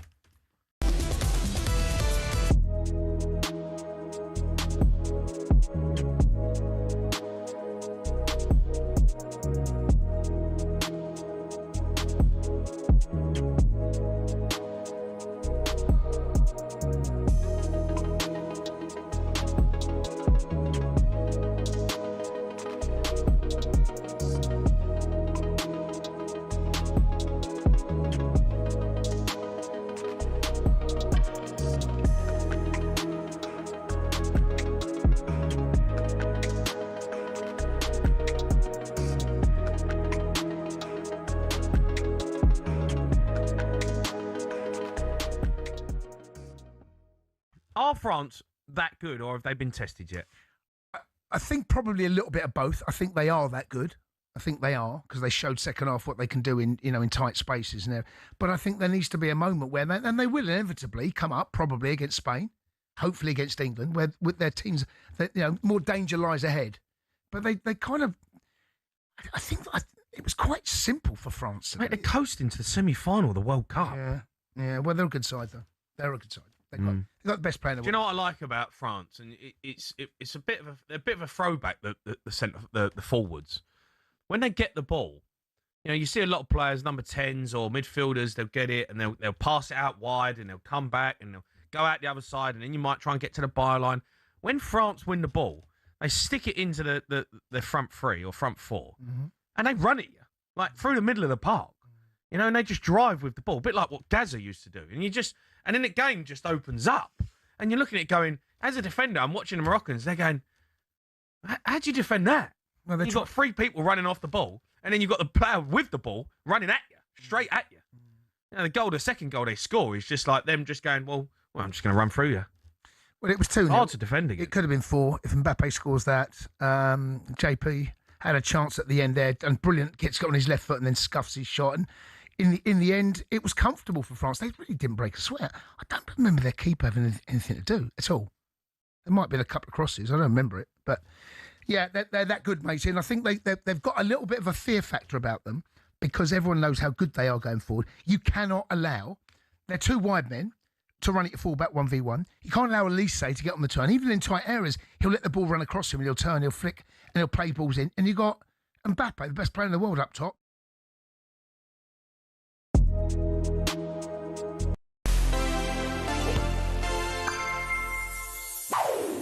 To win the World Cup gives you the ultimate bragging right.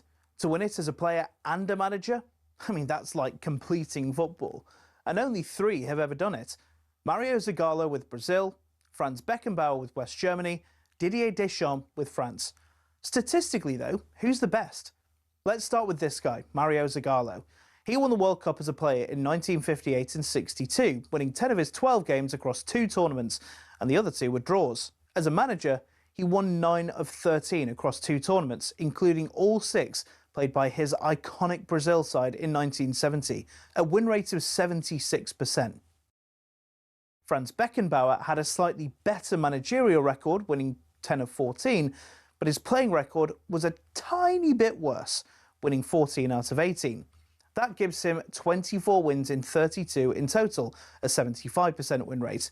And finally, Deschamps, who won the only World Cup he played at in 1998. Until 2026, he'd coached France at 3 World Cups, winning 14 of 19 games. Look at that. A combined 20 wins in 25 games. Crazy. An overall win rate of 80%. So, based on the stats, it goes Deschamps, Zagallo, and then Beckenbauer. But let's be real. There's no losers here.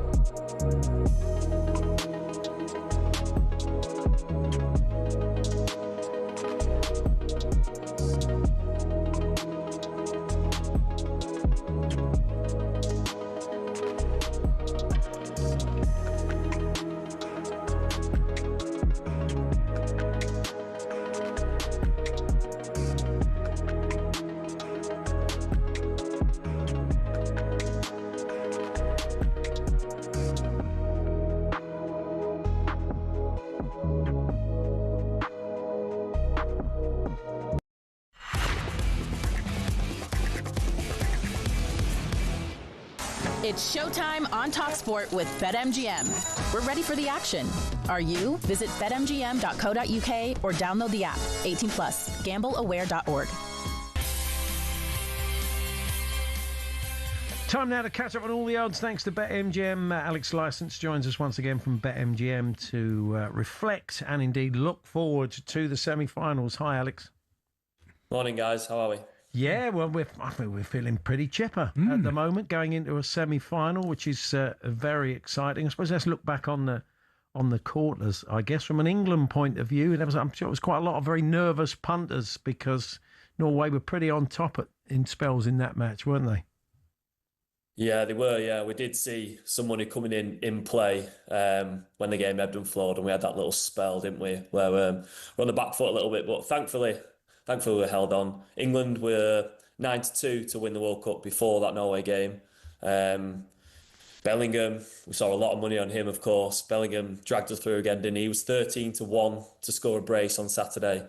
I read that he's just the second player in history to score back-to-back braces in World Cup knockouts since certain Diego Maradona. So, yeah, not the worst company to be in.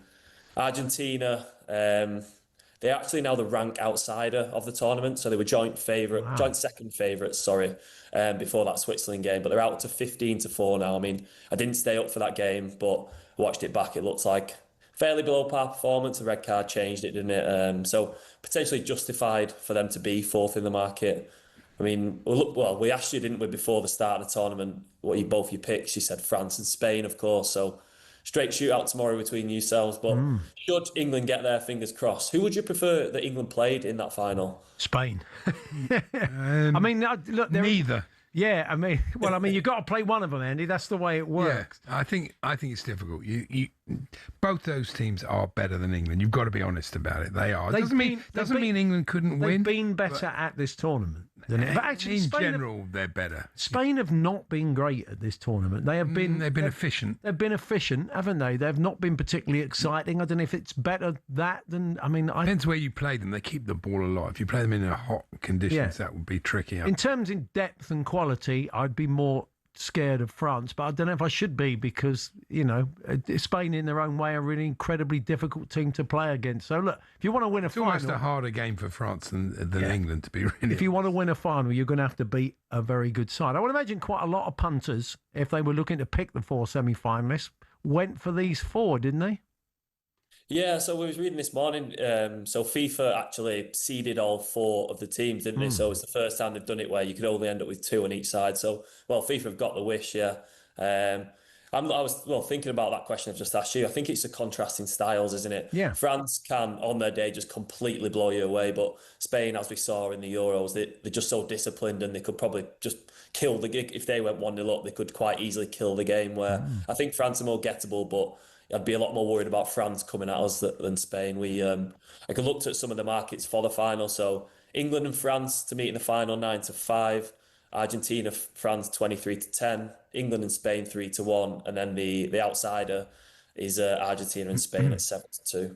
Argentina drifting, is that weight of money for other countries, or is just the odds adjusters don't like the look of them? Or, it's funny. Yeah. I mean, that thing about that was all mentality. You could easily say that about Argentina. They've come through games, imagine them looking at the back pages of the Argentinian papers when they're playing Cape Verde and they're struggling. The weight of expectation on them as a football nation is massive. It's every bit as big, if not more. You'd probably argue more than England. Yet they've got incredible mentality. I'm not sure they deserve to be rank outsiders. No, I mean, to be fair, rank outsider probably a little bit harsh. So they're 15-4 now to win it. England and Spain 13-4. So there's only a couple of points in it. France are the outliers at favourite at 6-4. Yeah, but I agree. Yeah, they haven't been great, but I mean, from an English perspective, we've been saying we weren't great, of course, on Saturday, but we found a way to win. And Argentina have done exactly the same, haven't they? So. I mean, hopefully it's our chance on Wednesday. Spain don't score enough goals. That's been their problem. Mikel Marino's had to get them out of jail a couple of times to get the decisive goals at the end. The way the tournament's gone, anybody could win it, but you've really got to. France have looked the most convincing. They have so far. But as we said earlier on, actually, not always the best team in a tournament wins the tournament. Golden Boot, where are we at with that? Yeah, so it does look like a straight shootout, really, between Mbappe and Messi, as you imagine. Mbappe, odds on now, 9-10 with his 8 goals. Messi just behind him, 7-5 with his 7 goals. But when you compare that to the pre-tournament odds, Messi was as big as 12-1. I think, obviously, it's just the doubts around whether he could still do it on this stage at 39. But the biggest story is, of course, Jude Bellingham. He's come in a monstrous 180 points over the weekend. So he was 200-1 to win the Golden Boot on Friday. He's now 20-1. So without doubt, the biggest shift we've seen on the back of a singular game.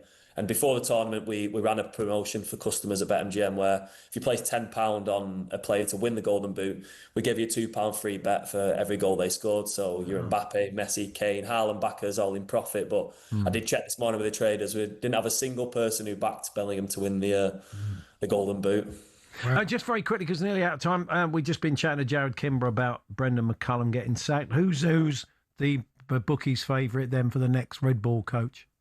Yeah, as you would imagine, Andy Flower, he's favourite now at 6-5. Obviously, been for his second stint in charge. You've got Justin Langer just behind him in the market at 5-2. I think that'd be quite interesting, quite the opposite style of cricket to Baz, but a proper winner. And I suppose, well, we've got a German in charge of the football team, haven't we? So an Aussie as a test coach might not be the worst thing. They've got Gareth Batty in there, 11-2. Jonathan Trott at 4-1. I know Harmy mentioned Richard Dawson. He's 8-1. I don't know who you guys think. You think it's going to be Flower, or would you go with someone else? Well, it's interesting you mentioned Justin Langer, because Jared didn't. Jared did say, I've got a story on someone I know will be very keen on the job, so I wonder. Yeah, it might be him. With his Aussie connections, it could have been him. Nice one, Alex, and we'll catch up with you later in the week. All the best. Yeah. Thanks, guys. That was all the latest odds. Thanks to BetMGM. Visit betmgm.co.uk. You can download the app. 18+, begambleaware.org. It's showtime on talkSPORT with BetMGM. Keep things golden with responsible play at betmgm.co.uk. 18+, gambleaware.org. Time then to bring what seems to have been a pretty popular feature during our run of these World Cup shows. The creatures of the night, the nocturnal beasts that stay up so you don't have to ungodly hours to watch games. In this case, both our producer and Andy did stay up. I thought of doing it, but then I only remembered at half time. And you would have been snoring for the all-important last 15 minutes. That's true. But anyway, thankfully, Mick, the Liverpool fan, was our final creature of the night. Thank you for doing it, Mick. Here he is. Good morning, talkSPORT listeners. Apparently, the Drive Time team has spent all the budget. So, as creatures of the night, you've got the poor man's Coisty and Laura Woods, which is myself, Mick, who's a Liverpool supporter, and my significant other, Kay. 70 minutes in, and we have the first card of the night. Is Paredes for Switzerland. 10 minutes in, Argentina took a 1-0 lead through McAllister, Liverpool player, I'll have you know. And it's in! Alexis McAllister from the corner. They've scored again in the World Cup. Nobody really marked him, so let like a salmon at the far post. At half-time, it's 1-0, a goal by McAllister from a Lionel Messi corner. Both teams have looked pretty average, if I'm totally honest, from my point of view. Switzerland have huffed and puffed, but not created any chances. Switzerland have just missed a great chance to equalise when Ndoye was put through, but a fantastic save by Martinez. Ndoye, can he score? Yes! Ndoye! And the Swiss pressure pays off. 67 minutes in, and Ndoye has just equalised for Switzerland. The pressure's been building from them.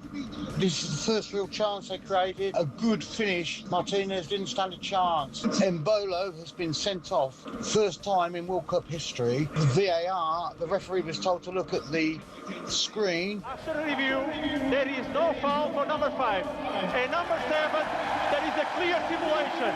Final decision, yellow card to number 7. That's a red card because Mbolo was booked in the first. It's a second yellow for Breel Mbolo, and he's got to walk. Basically what happened, Paredes went in for a tackle which looked a bad one initially, but Ndolo dived and VAR picked it up, and so he's been sent off. And that is the end of 90+ minutes. So we're into extra time. Score remains at 1-1. Argentina have the extra man because of the sending off. So let's see what happens here. Knocks it back for Julian Alvarez. Alvarez goes for goal! What a goal! Julian Alvarez comes up trumps for Argentina. Julian Alvarez has scored a terrific goal. Right-footed top corner from the edge of the box to break the hearts, I think, of Switzerland to make it 2-1. Lautaro Martinez sets the seal on Argentina's passage through to the semi-finals. In the last minute of extra time, Argentina have just scored to wrap it up. So it's going to be an England v Argentina semi-final, and hopefully we can lay to rest the hand of God. Thank you very much, Mick. So there we are, our final creature of the night, because of all the remaining games, of course. We'll see the third place game, which we've got absolutely nothing to do with on Saturday, is a 10 o'clock kickoff, but obviously the rest of the games are all 8 o'clock, and we will bring you all of those matches here on talkSPORT. So, a little bit of news on the transfer front. David Ornstein from The Athletic, a very reliable source, reporting that Manchester United had advanced talks to sign Yuri Tielemans from Aston Villa. It's going to hurt Villa so much. Yeah, when he was out with McGinn earlier, and Villa went through this really poor trot. I mean, and when he came back, they picked up again. I'm surprised they're letting him go. I suppose they've got no choice if he wants to leave. I don't quite know the circumstances. But anyway, we will explore that a little bit more with Alex Crook a little bit later on. But certainly a blow to Villa, because he has been a very good player for them. Does look like they've nicked Mandani. Yeah. No, not Mandani. He's the mayor of New York. We're the same mistake. Yeah. Manzambi. Yeah, who was a big miss. He missed those last two Switzerland games. He was their kind of wild card, wasn't he? He was a decent finisher, but and it looked like he was going to Newcastle, but he's ended up. Oh, they nicked him as well. I thought he was going to Newcastle. He was at Manchester United. No, Villa. Oh, Villa have got him. Oh, blimey. Yeah. Okay, well, that's good news for Gab. In one hand and out the other. I didn't know they'd got him. That's very good business. Anyway, Dance is going to join us, staying in the Midlands. The Jude Bellingham origin story with our commentator, broadcaster and blues fan. We're here, of course, with Selco Builders Warehouse. This month's real deals are at selcobw.com.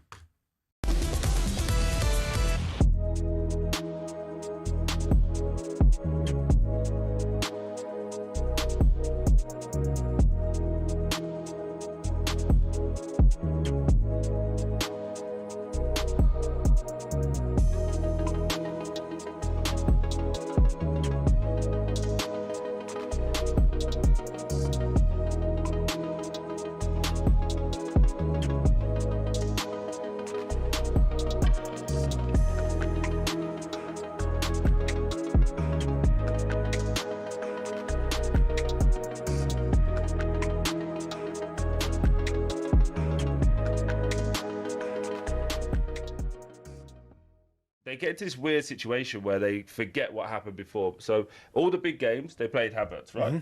Gyökeres, who you bought in at the start of the season, was going to be, for all the big games, in all the big games, he was on the bench. Yeah. Facts, that's what happened. So the manager doesn't trust him. That's not our opinion, that's just objectively looking at it. Havertz gets injured quite a lot, unfortunately.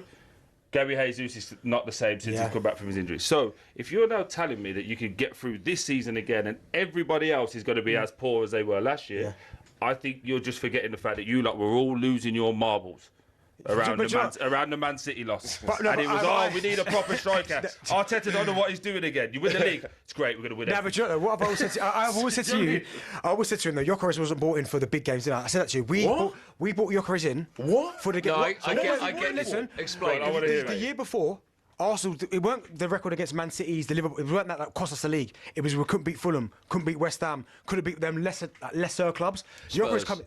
I mean, he said it. Right, it's one of them. Gyökeres this season, though. Gyökeres this season scored against the Fulhams, the West Ham, so we didn't have a problem getting past those teams, which is why then we went on to win the league. Okay, I think you won the league because you played very pragmatic football. I'm not actually allowed to say the type of football that people are calling it on air, but you played a certain type of football. Would you play that type of football to win the league? No. What? What are you talking? Of course you would. Honestly. If I was a footballer? No, it's just like... my team? Yeah. No, I'll be happy like you lot. I'll be exactly... You get me? I'll be happy. Of course I will. But would you like to see Spurs play that way to win? Brendan Johnson scored with like his knee or something and we won the trophy. I'm happy. I don't care, bro. However it gets done, I'm happy. I don't really care. But what I'm saying is, you can't like gloat about it and say, oh, we don't need a 9. That's crazy. You do need a 9, respectfully. What do you... Hello, I'm Matt Forden from talkSPORT. This is How to Win the World Cup. This is the best squad I think England have ever had.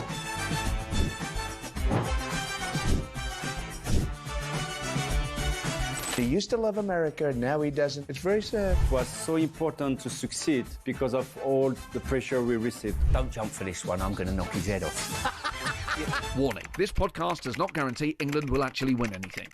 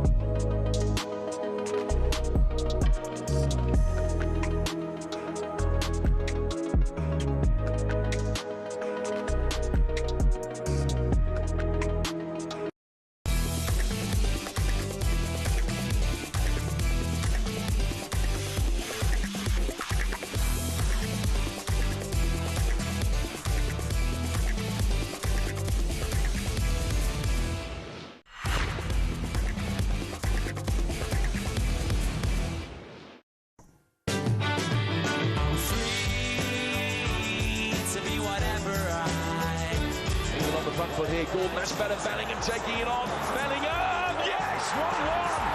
England out of nothing, back on level terms before half-time. Morgan Rogers coming onto it, right footing, good try, spilled by the goalkeeper, and bundled in. England lead, it is Jude Bellingham again. The manager's actually not very happy. He said he was disappointed with the performance. There could have been more in many different ways. Well, whatever. Whatever. Very much the man of the moment, Jude Bellingham, of course. But we thought we would go into the history of the player. When they retired his number 22 shirt, he'd only played a handful of games, 40-odd appearances for the team, and people scoffed, people laughed. But as we said earlier on, they're not laughing now. Always somebody who had belief in the player was Birmingham City fan, commentator, presenter here on talkSPORT, Ian Danter. Hi, Dant. Good morning, gentlemen. You'll be pleased to see I'm wearing my Kiss Creatures of the Night. Top man. Fantastic. Yeah, that's a bit of Kiss we've been playing. You were very pleased that was... I mean, it had to be, didn't it, really? Yeah, I'm sure Gene Simmons is even more pleased at the 50p you're putting in. So, when did you first become aware of this kind of wonder kid you had in the academy? I would say about a year before he made his debut with us. So we're talking 2018 now. And there was somebody, I think it was Colin Tatham, who ended up being Birmingham's press officer and was a writer for the Birmingham Mail, who was telling me there's this kid. He's 15, but he's playing for the under-23s already. Jude Bellingham. And he said he's not just playing for the under-23s, he's bossing it. Wow. And so much like I imagine everybody around Liverpool heard about the legend of Wayne Rooney before that game against Arsenal, the goal against David Seaman, we'd heard the name. So fast forward a year to August 2019, and I'm working for talkSPORT down at Fratton Park for a League Cup tie, Portsmouth against Birmingham. And the same Colin Tatham grabs me as I'm arriving at the stadium and says, he's starting. And he didn't need to tell me anymore because I knew at that point that Jude was going to be making his debut. And so he did. What did you make of him when you got to see him in the flesh for the first time? I have to put this in context because Pep Clotet picked a lot of kids that night for the game against Portsmouth. And for the first 10 minutes, we looked brilliant. It's 1- and 2-touch passing everywhere. And then Portsmouth absolutely walloped us. We got an absolute cuffing. I think it was 3 or 4-0. But Jude... It sounds easy to say, oh, yeah, you would say that. But he did completely stand out in terms of his swagger, his confidence, his ability to find other players, his voice on the pitch. You could see that even at that age that he was a very demonstrative character. Wasn't long before he made his home debut at St Andrews in the league, scored against Stoke. And then he scored a few weeks later against Charlton at the Valley in front of the Blues fans in the Jimmy Seed. And he did that outstretched arms celebration for the first time. I remember seeing that, and that's kind of become one of his trademarks. It didn't take long for the Jude Bellingham that he wanted to be manifested itself as a Birmingham player. Go on. I've just Ryan, your fellow Blue Nose, got in touch. He said, apart from the fact he's kind of one of your own, he saved the club effectively, didn't he? The way he insisted that the deal with Dortmund was structured was pretty important to the club. Tell us more, Dan. That's down to him and his dad. He made sure that he signed pro forms when he turned 16 so that we could command a fee for him. Rather than it could have been just as easy for him and Mark, his dad, to not sign and just walk away and take their pick. But Jude's and Mark's love of the club and their desire to make sure that everything was done to give the club the very best it could be, they made sure they signed pro forms. And yeah, the club were in pretty desperate straits, as everyone has known with Birmingham, with the previous ownership over the past decade. It was just lamentable, ground falling apart and stuff. So it's no exaggeration to say that that money that we got for Jude when Dortmund signed him was vitally important for where we are now. You wouldn't be surprised, would you, if he, at the end of his career, about another 12 years or so, he comes back to Birmingham? It wouldn't be the most massive surprise. I have had this bet with Andy Goldstein, and in his usual school bully fashion, he sort of tried to tear me apart. But I'm not having any of that. No, of course. bully whoever you like, but not me. I said he'll be back at Birmingham by the time he's 30.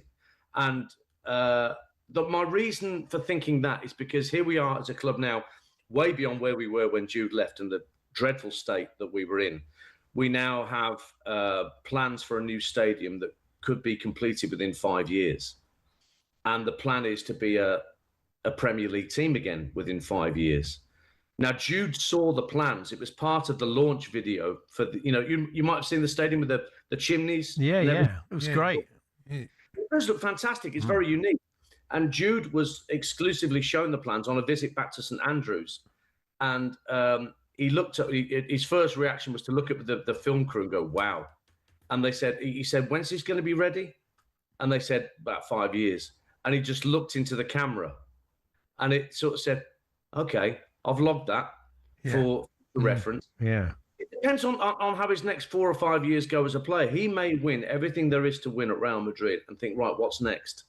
The prodigal son returns. I wouldn't bet against it at all. The one thing that stands out with him, you give it him back. Yeah, of course. I mean, it's like Messi going back to Newell's, isn't it? Will it ever happen? You're those players. I think 30 is optimistic, Dan. So even at that point, you. Well, I mean, he's played a lot of football at a young age, isn't he? So the other thing that stands out, Dan, is his maturity. When he was interviewed, not just that moment, the Tuchel reaction. Generally when you hear him speak. For a lad who's just 23, he's incredibly eloquent and on it. And I don't know, there's just something about him that's such a mature person. I was fortunate enough to interview him in Qatar 4 years ago. Faye had a day off as our England correspondent. We're all there at the hotel. And somebody says, oh, Jude's up for interview today. Do you fancy it, Dan? Let me at him. Yeah. So I went to meet him at England's training ground. And even at that age, so he would have been 19. Yeah. His eloquence and his intelligence just stuck out a mile. He's played an awful lot of football for his country in a very short space of time. I noted he's actually won more caps and scored more goals already than Trevor Francis did. Wow. Trevor, I think, won 52 caps and scored something like 12, and Jude has eclipsed that at the age of 23. Amazing. It's so to come. Do you see, finally, Dan, do you see Bellingham 22 shirts at St Andrews? Everywhere. Yeah. There's a mural of the bloke outside the ground. The Bellingham. You ask any Birmingham City fan, they are living their life vicariously through Jude. And as annoying as all the West Ham fans who say West Ham won the World Cup, you wait. It'll be Birmingham City won the World Cup, and I might just join in with that. I might just join in. Cheers, Dan. It's good to talk to you. All the best. Have a great day, lads. There's Ian Danter, their Birmingham City fan and talkSPORT commentator and presenter. Still to come today. What do they make of the World Cup in Italy? Sheridan Bird lives over there and has for many years, so he can give us a bit of an insight. It was Andy seeing Baggio in the stadium made him think, how are they feeling? Yeah. Been missed out again on another World Cup with it all unfolding. The Thomas Tuchel interview with Gabriel Clark has had a lot of traction, and Mark Pugac on ITV said it was a lot like the Alex Ferguson interview when they won the Scottish Cup. Well, the other end of that conversation was Graham Stewart, and Graham's going to join us to give us a bit of insight into the way Gabriel Clark may have felt in that moment. Plus Alex Crook with more on that Tielemans move to Manchester United and other transfer stories of the day. That's all to come in the final hour.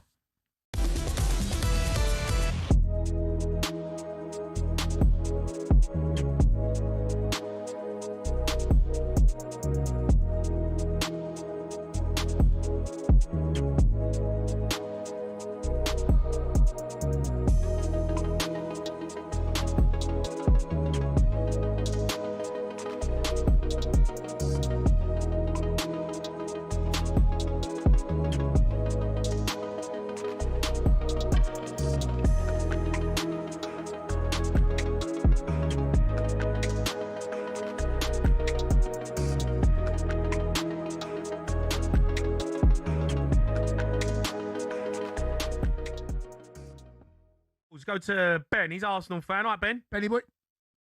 How you doing? You all right? I'm all right, Ben. We've got to do this quarter-final 11. Let's get it going. Come on. All right. I've got the Spanish flamenco dance on the wing. Like around defence. their foot tapping or dazzle their defence and send them sideways. Yeah, the old flamingo dance. And Dance the little maverick on the wing. Little maverick on the wing.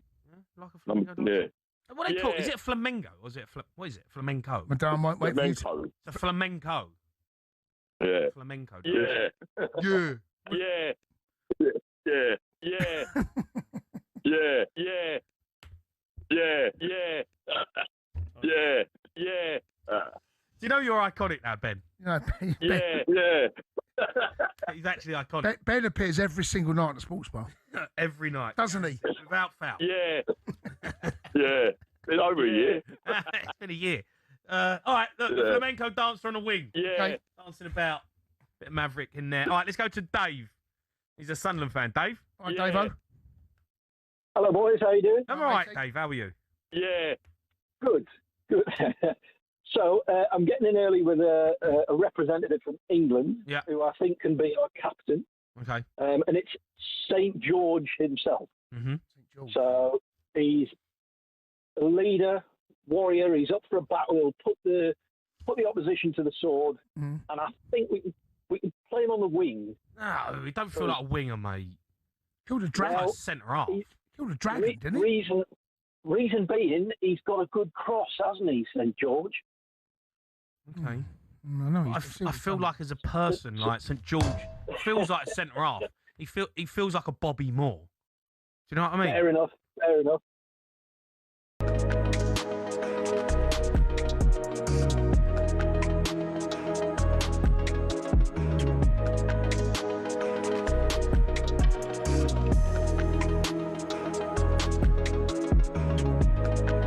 Talk Sport.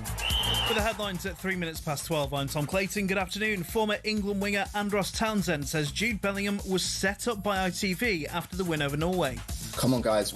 We're in the semi-final of a World Cup. Let's get behind our team. Let's get behind our manager. Let's stop trying to create headlines that our star players going up against our manager. It's not good for us. It's not good for us going into that game. Ahead of England's World Cup semi-final with Argentina, we're also told a little tension is a good thing. Jude Bellingham responded, whatever, when Tuchel's criticism of the players was put to him. Now we're told Manchester United have triggered Yuri Tielemans' release clause from Aston Villa. Meanwhile, Man United's move for Atalanta midfielder Ederson is off following medical checks. Andoni Iraola has spoken to the press for the first time as Liverpool's head coach. He's told fans what they can expect more of what they saw from him at Bournemouth. I'm looking forward to spend as much time as we can in opposition half, with the ball, without the ball, because I feel we are closer to score than the opposition if it's that the situation. Iraola's been using a quiet start to pre-season to get to know some of the academy players better. Now ahead of next month's US Open tennis, Wimbledon wildcard sensations Arthur Ferry's told talkSPORT he's prepared for all the extra attention. Yeah, I'm a little used to it. Now it's probably going to ramp up, but I'm ready for it. And yeah, as I said, just try and focus on the game as well when I can, and not get too distracted by the rest. Ferry's up to 36th in the world following his incredible run to the Wimbledon semi-finals. And the Double Ashes winner Steve Harmison wants England to bring in a new test coach that can provide coaching and direction. Brendan McCullum stepped down over the weekend after the New Zealand Test Series defeat. Get more on the talkSPORT Cricket YouTube channel. talkSPORT News. The deadly impact of British heatwaves laid bare, and a sacked civil servant brings legal action over his firing. Toby has more at past. talkSPORT weather with QuickFit. Heatwave outside, oven inside. Stay cool this summer with a free aircon check. Book online or visit your local QuickFit today. Widely sunny and clear for most of us, warm with strong sunshine, but breezy on the south coast.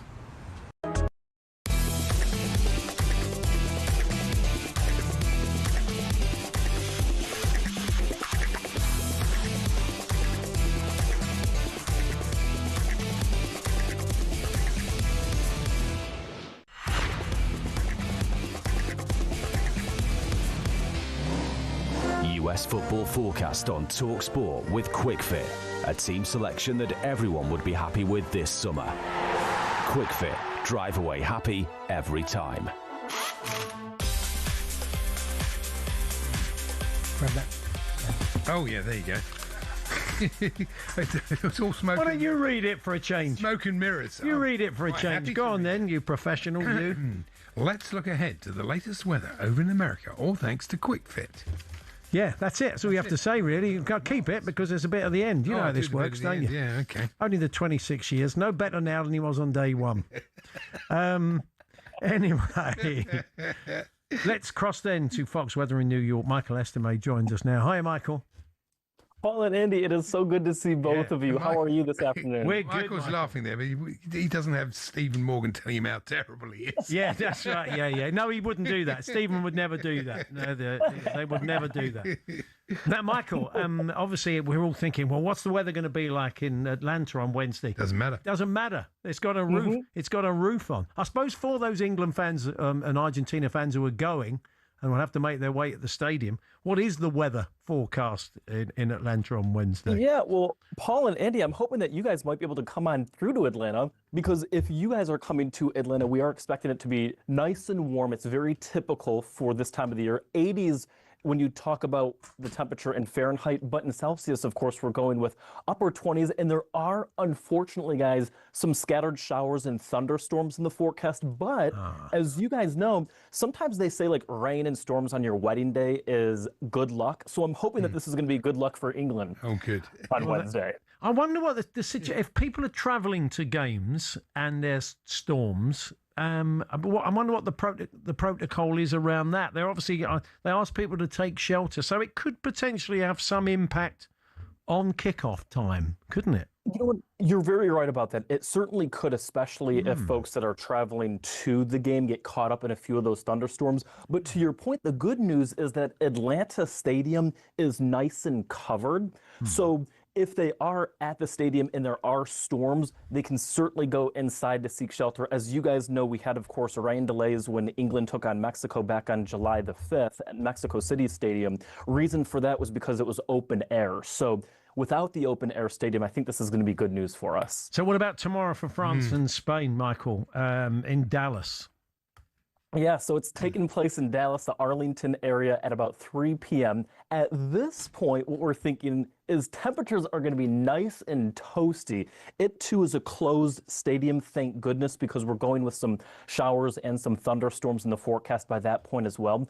But here's the thing. It is going to feel so much warmer. We're going with about 29 to 30 degrees Celsius, but feeling outside, heading to the game, a lot warmer than that as France takes on Spain.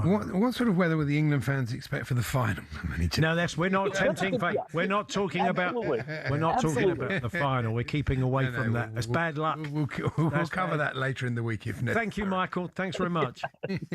Absolutely. Go England. I'm so excited for this. Oh, thank you. That's Michael Estime there from Fox Weather in New York. And have you got that bit of paper? Go on. Do your worst. Go on then. Take us home.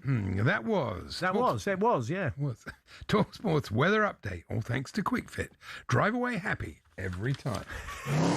US football forecast on talkSPORT with QuickFit. Your car's star player you can always rely on this summer. QuickFit. Drive away happy every time.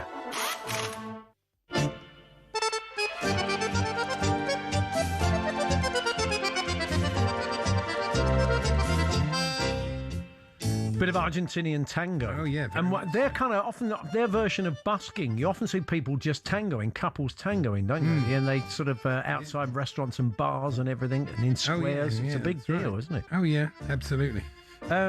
Max Scott has joined us in the studio. Hi, Max. Hello. I never know still whether to say good afternoon or good morning. Well, it's just afternoon. It's the afternoon, so You've good spent afternoon. a lot of time in Argentina. I have. Haven't you? Yeah, no. I've got my auntie's Argentinian from Buenos Aires. She lives above an incredibly tasty empanada cafe. Nice. In what part of the city is she? Just sort of near Palermo, Soho. Okay, nice. So, nice. But close to the university. So honestly, I know there's huge tensions between England and Argentina when it comes to football. We'll talk about some of the policing, but for me, it's my favourite place to be outside the UK. Buenos Aires, it's a brilliant city. Place. Unbelievable. And they love the English, don't they? Yeah, absolutely. This is what people don't understand who've never been there. The only time I've ever had any sort of issues in Argentina, and I've been there 6-7 times, is at a football match. Funnily enough, I went to a Boca Juniors game, the first one I'd ever been to live, and I kind of grew up as a Boca Juniors being my my second team because of our family connections, was just with a drunk bloke at a Boca Juniors game. You could see that I was speaking sort of half Spanish and English with my friends, and he came up and started chatting about the Malvinas or the Falklands, and everybody around me who could hear him sort of chanting in Spanish or having a go at me were like, clear off, mate, get gone. So I think a lot's been made of it in the build-up to this game. Of course, England haven't played Argentina since 2005, but the reality, I think, on the ground is, there's a lot of love for the songs are designed to get under the English players' skin. They're football songs. They're designed to really affect the other team, aren't they? The lyrics of them. The England players. I'd love to know what the source material is. I said to you, I sent you a message the other night, because when you hear English football, British football songs, they tend to be a famous song that you've rewritten the lyrics or a hymn. Sloop John B. or something. Yeah. But they seem to be like a kind of incessant drone. I can't pick out any notable tune that I've ever heard before with these songs. No. Well, no. And it's the hand, isn't it? It's that constant thing with the hand all the time. Well, La Dosse, the 12th man at Boca Juniors, it's just a constant roar. Yeah. And it's also a different sound that comes out, because we say, they say, oh. Yeah. So it's a totally different noise. And you said even when they concede, Andy, you've noticed you go to Boca games, they concede, it's quiet for about a millisecond and then they get going. Pause and then they crack on. Yeah. I know, it's fabulous, isn't it? But look, I think once the match kicks off, it's all that will go out the window, and we're going to get a lot of it. Paul sent me a very funny thing. The ref for Wednesday, it's a picture of Margaret Thatcher. Somebody's AI'd Margaret Thatcher as the referee, and really funny with Harry Kane. I sent that to all my Argentinian friends, by the way. Oh yeah, and did they like it? They laughed. They probably wouldn't want her to be the ref, I'm guessing. Yeah, I mean, I hope that's the case. And from all of the sort of, here we go. There it is. That's brilliant.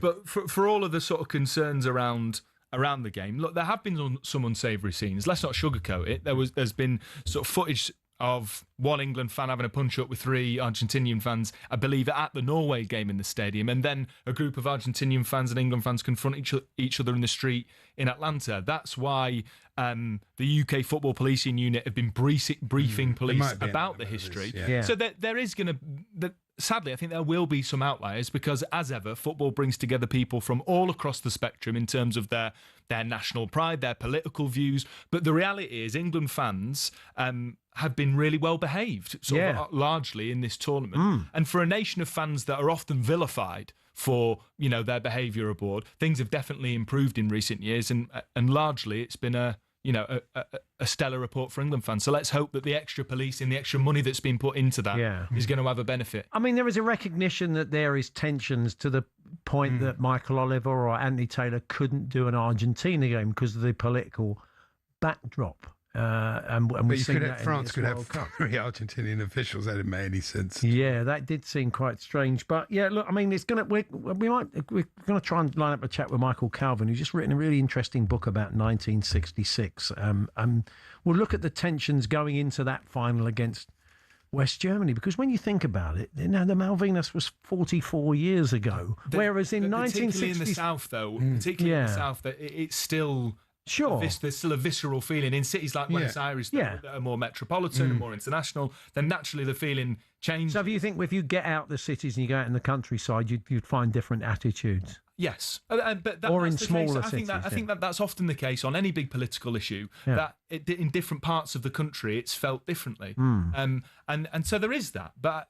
Argentina's not an unsafe place to be for British people or for English people. No, but as ever, football has a way of bringing up historic rivalries. You still have it, between England and Germany. Yeah, it still happens, but I don't think that is a representation of the vast feeling amongst English fans and Argentinian fans. Max, thank you for popping in, and we'll catch up with you before the end of the tournament. It's hard to believe there's only 4 matches left. I know there were 102 games, and then we're down to the final.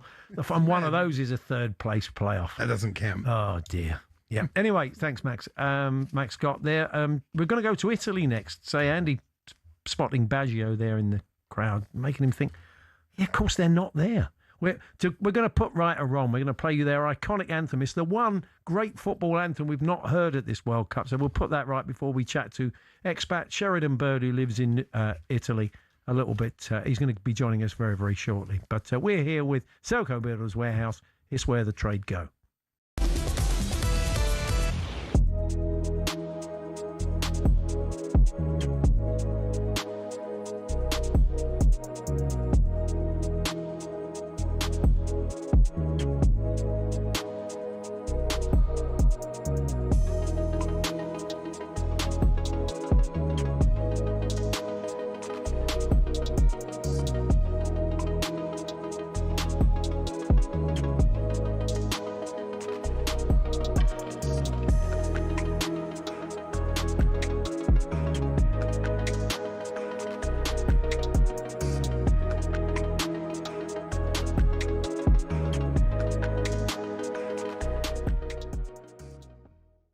Newcastle's summer exodus is set to reach a crisis point. Sean, you'll have heard this news. Sandro Tonali, Anthony Gordon, of course, already out the door. Club captain and fan favourite Bruno Guimaraes has reportedly informed the hierarchy that he wants to join champions Arsenal, with another star player forcing his way out. Darren Bent raised serious concerns about what this loss could mean for Eddie Howe next season. Yeah, I do feel for Eddie Howe. I really do, because again, if Bruno leaves tonight, he's obviously gone to Tottenham as well. Isaac, they just haven't been able to kind of recruit the players certainly the quality that they've lost. And you look at what they've bought some of these players for. Isaac, was it 60 million? They're selling for 120. Like tonight, they bought him for a fee. They're selling for more. So clearly, he's improving these players. But at some point, I think if Newcastle do want to go to the next level, they've got. I know it's hard with the PSR and the financial fair play, but if they do want to go to the next level and then stay there, they've got to find a way of holding on to some of these players. Oh, look at Darren and his floral number. Watching on the smart TV, I like that. Sure. Do you have sympathy for Eddie Howe in this situation? The latest is that Bruno has agreed personal terms with Arsenal, but Newcastle's stance is that he remains not for sale. Yeah, I do. I mean, it's really tough, and the challenge that you have is not just if one of your big players goes at any football club, at any level really. People understand there's a time and a place.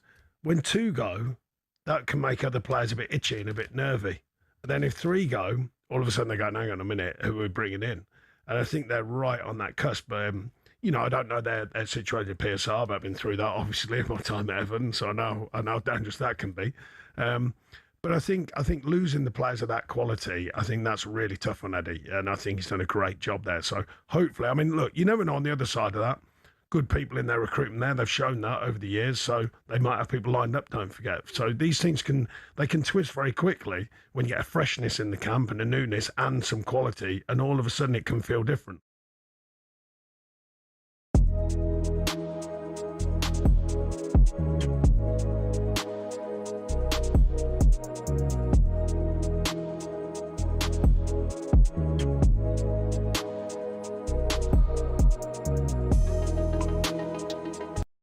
Ready to get that winning feeling with talkSPORT Win. This summer, talkSPORT is bringing you live and official coverage of every game of the FIFA World Cup 2026. And to celebrate, we're giving away £26,000 guaranteed. Go to win.talksport.com to enter now, and you could win 26 grand in your hand, tax-free. Enter now, and you could be the next to get that winning feeling, courtesy of talkSPORT Win. Find out how to enter now at win.talksport.com.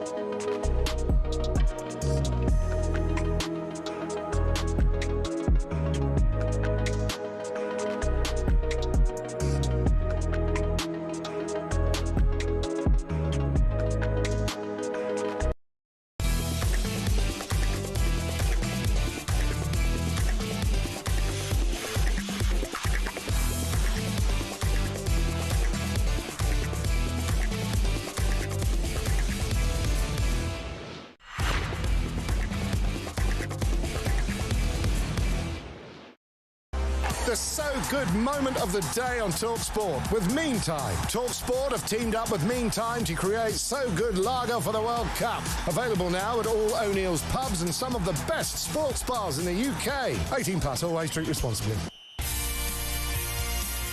Time now to look at today's So Good moment of the day with Meantime. And let's be honest, we couldn't really see much further than this. Morgan Rogers coming onto it. Right footing. Good try. Spilled by the goalkeeper. And bundled in. England lead. It is Jude Bellingham again. It had to be Jude Bellingham's winner in the game the other night. Yeah, you're right. That ball did move a lot, didn't it? Thank God for the try underhand. It didn't seem to shift about a bit when Morgan Rogers hit it, but it was a good shot. It was a shot well worth taking. But his instinct did feel for Neelan a bit. He's had a good tournament. So, but I mean, not that much. Obviously, I didn't feel for him that much. No, I didn't at all, really. really. To be honest, I was quite pleased he made it. Me too. But let's drop this professional veneer of I feel sorry for the lad. Sportsmanship. I was just delighted we scored. Well, that was our So Good moment of the day. talkSPORT have teamed up in the meantime to create So Good Lager for the World Cup, available now at all O'Neill's pubs and some of the best sports bars in the UK. 18 plus, always drink responsibly. The So Good moment of the day on talkSPORT with Meantime. talkSPORT have teamed up with Meantime to create So Good Lager for the World Cup. Available now at all O'Neill's pubs and some of the best sports bars in the UK. 18 plus, always drink responsibly.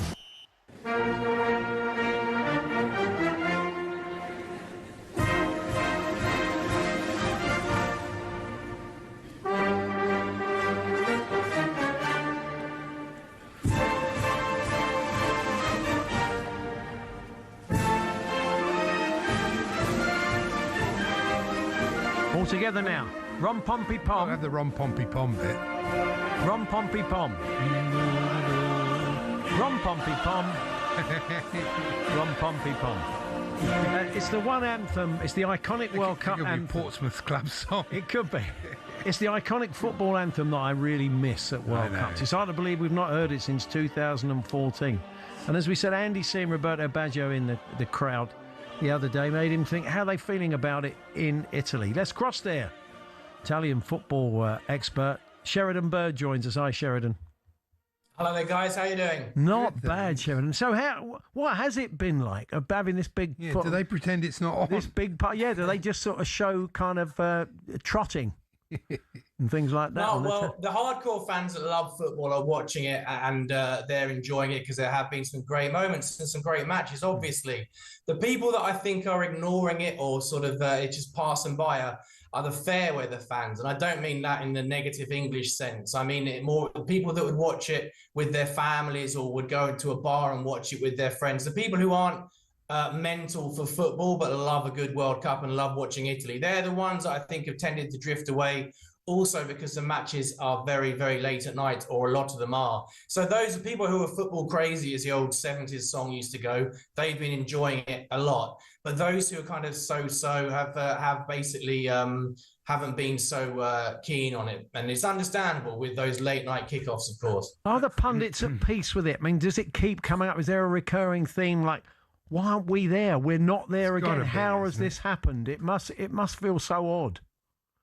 Well, no, I hope they're at peace with it because it's the third in a row. So, yeah, I think they've accepted the fact that they have to make huge changes to the Italian game. And I think that's something that if we were to talk about that and discuss that, we'd need a sort of 7-hour slot. But they've made peace with it. I think it's worse for the children. I know it sounds a bit of cliche saying think of the children, but there are 12-year-olds who have never seen Italy play in the World Cup. There are 16-year-olds, I suppose, as well, if you factor in that they were 4 when Italy last played. So I think it's worse. The journalists and the reporters and the adult fans are thinking we have to really make serious changes to Italian club football. It's the children, I think, who are sort of wondering, you know, Daddy or Mummy, why are Italy not there? And then the parents have to give their reasons. I had the same experience as a kid. We missed 74 and 78, and it's. I mean, you know, when you're into your football and you love your football, it's quite difficult, sort of 12 years old to 16-year-old, not to see your country in the tournament. I completely get that, Sheridan. Yeah, definitely. Andy, what was you going to say? No, just, I mean, had the Italian FA, I mean, it must have had how many root and branch sort of, they must have had quite a lot of inquiries as to what's gone wrong. I mean, on the simple answer, they do have a lot of foreign players in their best teams. I know we do too, but is that a problem? But when you look at the players they can field, Sheridan, there's 11, 12, 15 good enough players to get to a World Cup, isn't there? Yeah, I mean, I think for the qualifying for this particular World Cup, they ran into the Haaland juggernaut. They were drawn with Norway. They were a bit of a mess after Euro 2024 when they played their first qualifier against Norway. And then the same Norway just destroyed them at San Siro. So their qualifying group was tough. But I agree on the root and branches. I mean, there's a forest now that's grown up from the first root and branch inquiry in 2018. Jokes aside, terrible jokes aside, the problems are manifold for me. But I think it's one thing that no one ever mentions is that because the best of the world internationally no longer play in Italy, like they go to the Premier League or Spain, if all the foreign superstars have left your country for some time, I believe that has an effect on the Italian players. Because if you think people like Maldini and Nesta, every day they were training. I mean, Maldini went from training against people like Van Basten to Shevchenko to Ronaldinho to Seedorf, which would have improved him as a player. So if you've got the raw talent, plus the raw talent is learning its trade at club level, playing, training with and against superstars, and then that supply of legendary, genuinely globally talented players, if that dries up, I think that has a knock-on effect as well. But very few people talk about that. It's a very good point, because our players have benefited from having top players in the Premier League. It's a good point. Paolo Maldini is the new technical director, isn't he? So he's going to be charged with finding the next manager. They've even mentioned Pep Guardiola as a kind of a man who looked pretty burnt out at the end of his stint at City, but maybe an international job would appeal to him, and to get this sort of giant of world football back in the competition. It does feel like a bit of a long shot, but Roberto Mancini is I think he is the favourite, isn't he, Sheridan? Yeah, well, Mancini appears to be the favourite, but the Guardiola situation is very similar to about 5 years ago. Juventus were trying to get Pep Guardiola because they felt they needed a revolution too. And often it's said that the state of Juventus mirrors the state of the Italy team. Maldini's got a job on his hands, but he is well loved by everyone. Even if you're not a Milan fan, you love Paolo Maldini. Pep Guardiola would be fascinating. As you say, he looked very jaded towards the end, well, all of last season. And we do know that coaching a national side is a bit more relaxing, a bit lower intensity. So it would be intriguing if Guardiola took over the Italy job. I don't know if the Italian public are ready to accept a foreign manager. I mean, that might be very controversial, but the response to that would be, you've missed 3 World Cups in a row. So, just take it. So it would be intriguing. I would love Pep Guardiola to be the Italy manager, because it would be fascinating. But they'll probably go for one of the old school, like Mancini, or maybe Antonio Conte. That's interesting. Conte as an international manager would be... I'm not convinced. No, I mean... He's a great league manager. Looking at his record in cup competitions and, knockout football, of course, to get to a World Cup, I'm not sure I'd be that optimistic. Well, he was coach at Euro 2016 when they went out to a rather average Germany on penalties. But a lot of the fans here kind of say, well, that Italy in Euro 2016... apart from the defence, was a pretty flimsy squad, so he worked miracles. I think there's a bit of rewriting history there. It's made out now that Antonio Conte at Euro 2016 was like a modern-day Franz Beckenbauer, which I think is a massive exaggeration. But Conte is another one who looked exhausted at the end of last season from club football. Yeah. So maybe Conte would be quite happy to go back to do the Italy job. The one thing with Antonio Conte is that, like a lot of us, but him particularly, he is quite money orientated, and the wages of being a national coach, I would take them personally, but for him, they might be a bit low. Good stuff, Sheridan. Appreciate your time. Thanks very much. My pleasure. Thanks, guys. Sheridan Bird, their Italian football expert. They should go for Gareth Southgate. Gareth Southgate, and then there could be a play, Dear Italy. Yeah, he does want to get involved in football again. I don't think he'd take that job. It's been interesting, isn't it? He's not. Yeah. It doesn't sound like he's got other things going on in his life. It doesn't sound like he wants to get back into football. Yeah, it's very interesting that, though. Interesting chat. I mean, 3 World Cups. Shouldn't happen, should it, really? It's Paul Hawksbee and Andy Jacobs here on talkSPORT. We will be handing over to Jim and Simon at 1, and then it's World Cup game day from New York with Andy Goldstein and Darren Bent, and a World Cup game day with Adrian Durham, Jim Proudfoot and Stuart Pearce, your commentary team for the big game in Atlanta. They're already in Atlanta. And you'll hear from the fellas later on. Alex Crook joining us to cover some transfer stories today and more. He's in New York as well. And that includes that Tielemans to Manchester United move, which is an interesting one. So we'll do that in the next half hour.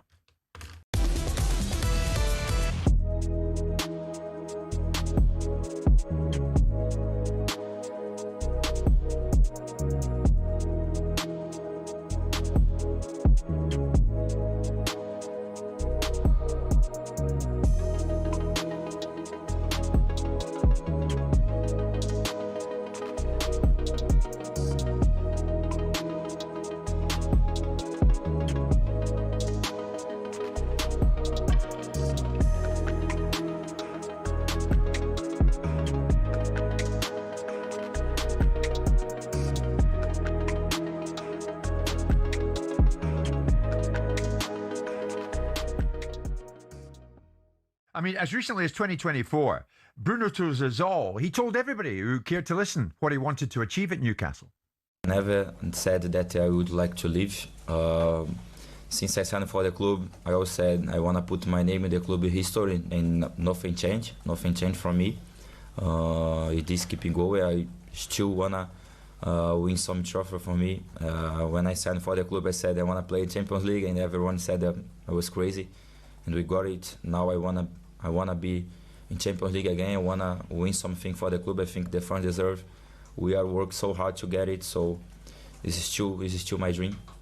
And then a year later, Simon, they win the Carabao Cup, and Bruno says, "This is my second home. We're making history. Someday, when I leave this club, I want the fans to sing my name the way they do Alan Shearer." I'm not sure that's going to happen. Well, look, first and foremost, ask yourself the question, why are these players suddenly all deserting the sinking ship? It's not a sinking ship, but it doesn't appear to be a particularly ambitious one. It doesn't appear to have an ownership model that everyone thought was going to change the whole direction of football. Oh my God, we've just sold to a nation state, one of the richest nation states, and look what they're going to do to football. But they haven't done anything. They're going to buy everybody. They're going to buy Ronaldo. They're going to buy Messi. They're going to have this player here, that player, this player, and they haven't. Yeah. They bought a bunch of players that to some extent they've gone and made better. And these players are now doing what every player does, which is go, Liverpool. Yes. Oh, Arsenal. Yeah. Oh, Real Madrid. And that's what Newcastle have found themselves in a position of doing. So ask yourself the question, despite the vilification of a player that 2 years ago said he wanted to stay, nothing lasts forever. He's done his 2 years. He is entitled to leave. How he leaves is the key component part of this. But also, why? Why are Newcastle now a place where people want to leave from? Yeah. And that's the problem Eddie Howe's got. That's the problem that Matey Boy that says that to everyone they're going to win the league by 2030. Yeah. Those are the challenges that they've got.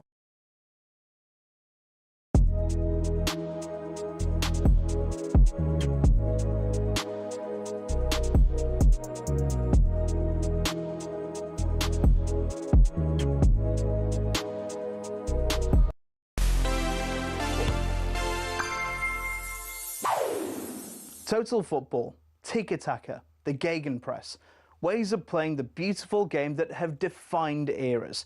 They're all, of course, team styles, but there's one player who invented an individual position which no one else has been able to play since. A man by the name of Franz Beckenbauer. His role became known as libero, which means free in Italian, because there was a similar position well used in Italy in the late 50s and early 60s. But he refined it and made it his own. Now, when I say he was a sweeper, you're picturing him marauding in front of the backline. But Beckenbauer covered the entire pitch. He was like Alan Hansen, Claude Makelele and Paul Scholes, all in one. Despite his success at club level, though, Beckenbauer was told to play as a more traditional centre-back by the West Germany manager Helmut Schön at the 1966 and 70 World Cups. After years of begging to be set free, Schön relented, and in 1974, Beckenbauer had the tournament of a lifetime. His libero role was put to the test when he came across this lot in the final with their total football. West Germany won, and Beckenbauer had this moment of pure joy. His style hasn't been replicated since. Players have tried, but it's testament to just how good he was that no one's even come close.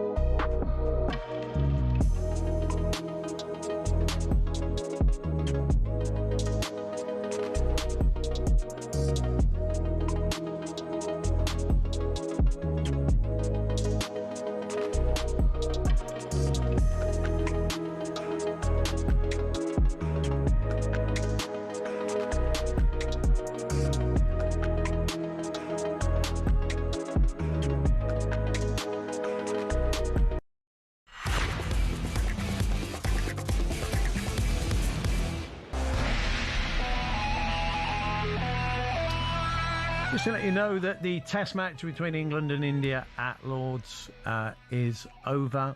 India's women have just completed the victory. What a thrashing. It was a bit of a shoeing, yes, in the end. A very good team, India, though. So anyway, we move on. And in the aftermath of the Thomas Tuchel interview with Gabriel Clark, they came back to the studio on ITV. Mark Pougat said it was similar to Sir Alex Ferguson back in the 80s or something along those lines. And this was the 1983 Scottish Cup final. Aberdeen, who had just already won the Cup Winners' Cup, beat Rangers 1-0.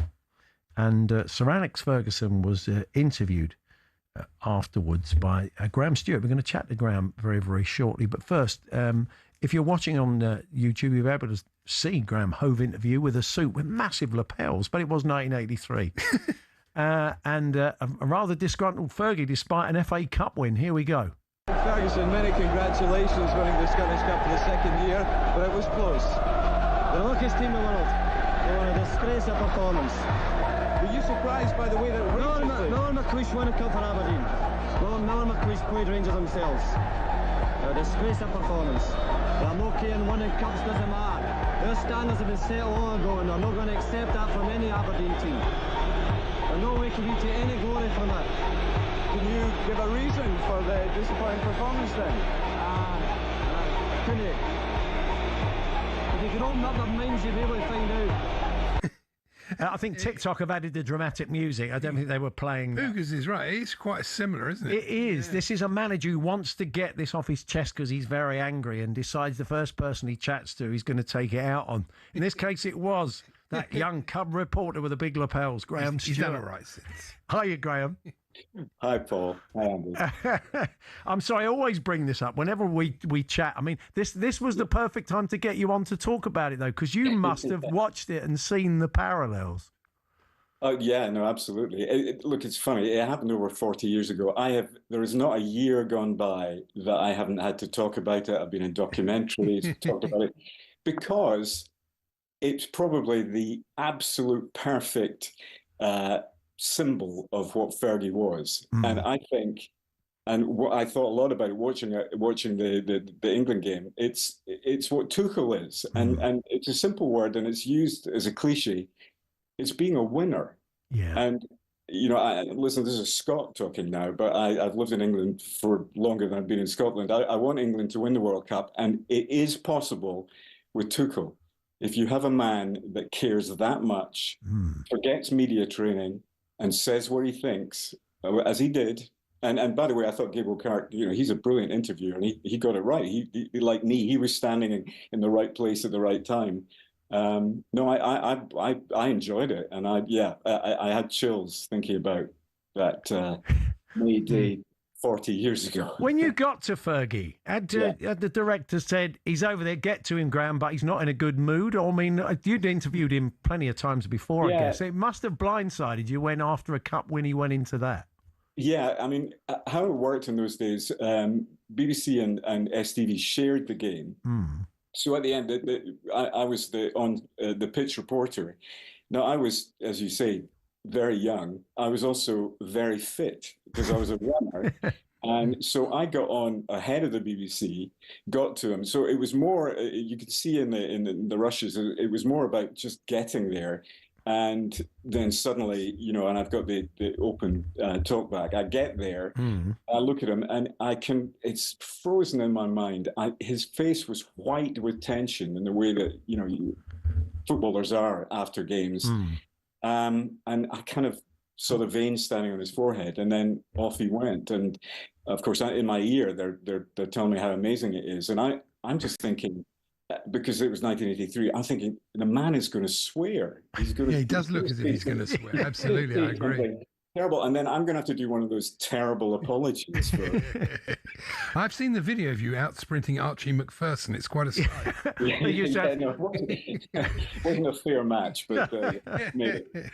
Oh wow! It's amazing though, isn't it, that it's become this kind of classic clip, because your career went in a very different direction. You're the boss of So TV and business partner Graham Norton's. You make the Graham Norton Show and other. So you went in. You didn't stay in the world of sports reporting, did you? No, I'd been in it for quite a while. To put myself in context, as an even younger radio reporter, I was in Spain in '82 for Scotland, Brazil, in Seville. Trying to get interviews with Zico, and so how life goes full circle. And believe it or not, I had tickets for Scotland, Brazil, in Miami, and couldn't go. But it just felt like that was my career. Yes. I left sport, or sport left me. One of the two. In later life, many years later, he reflected on that, Alex, didn't he? And kind of apologised to his players. Did you ever get a chance to chat about it with him? Not really. I wrote him a letter after in the 40-year anniversary, which I know he got because a friend of mine knows him, and I think he had illness and so on. And so I just wanted to say to him that, how much I appreciated him, what a genius I thought he was, and how I played a small part in his kind of legend, because it is part of the legend of Fergie. Sure. But I say again, that is Tuchel, and that will win you the World Cup. I think it's a fantastic thing for a manager. I love Gareth Southgate, a great man, and did wonderful things, but this is a ruthless game, and you need these people. Have you still got the suit, Graham? You still wear that now and again? It's hanging over there. Yes, these were different times, Paul, and I would like to see what you were wearing. I was probably wearing short trousers and a T-shirt. Are you back with a new Graham Norton series soon, Graham? Yeah, we're back in September for another run. We just finished. I don't know if you saw it. We did a Madonna special. Oh yes, I saw that. Which was very much like working with Alex Ferguson. and the Taylor Travis wedding, the invite didn't. He did. He went. Oh no, I know Graham did, but did it extend to you? Did you go along? No, in So Television, my life has been introducing myself as Graham from So Television, and people going, "Oh," so I didn't make the list. Oh, that's for sure. Well, look, we really appreciate you coming on talking about that again after all those years, and hopefully catch up with you soon. Thanks, Graham. Yeah, thank you. Great show, guys. Thank you. Thank you very much. That's Graham Stewart there, so the boss of So TV these days, but that young cub reporter who... Yeah, amazing. It's interesting to hear from Graham. He said that's what winners are like. That's what demanding coaches are like. You could tell that a lot of his frustration, you think, Tuchel, is he knows what they're capable of. He watches it all on the training ground, and he gets frustrated that they can't replicate it on the pitch. He wouldn't be the first coach to do that. I just think it was a little bit harsh on Saturday because the conditions were such a... They were. You can't... And it was a little bit of the way that Jude Bellingham said, well, maybe he doesn't know. It's like, you haven't played at this level, mate. You've coached at this level. But there's an element of that. Players are always going to think that. But so anyway, we're going to get Crookie's thoughts on that and some of the transfer stories of the day. Alex Crook joining us from New York. Jim and Simon will be here at 1. It'd be very interesting to get Simon's take on the Tuchel-Bellingham fallout alongside Jim. You'll get that from 1 o'clock. We're here with Selco Builders Warehouse. This month's Real Deals are at selcobw.com.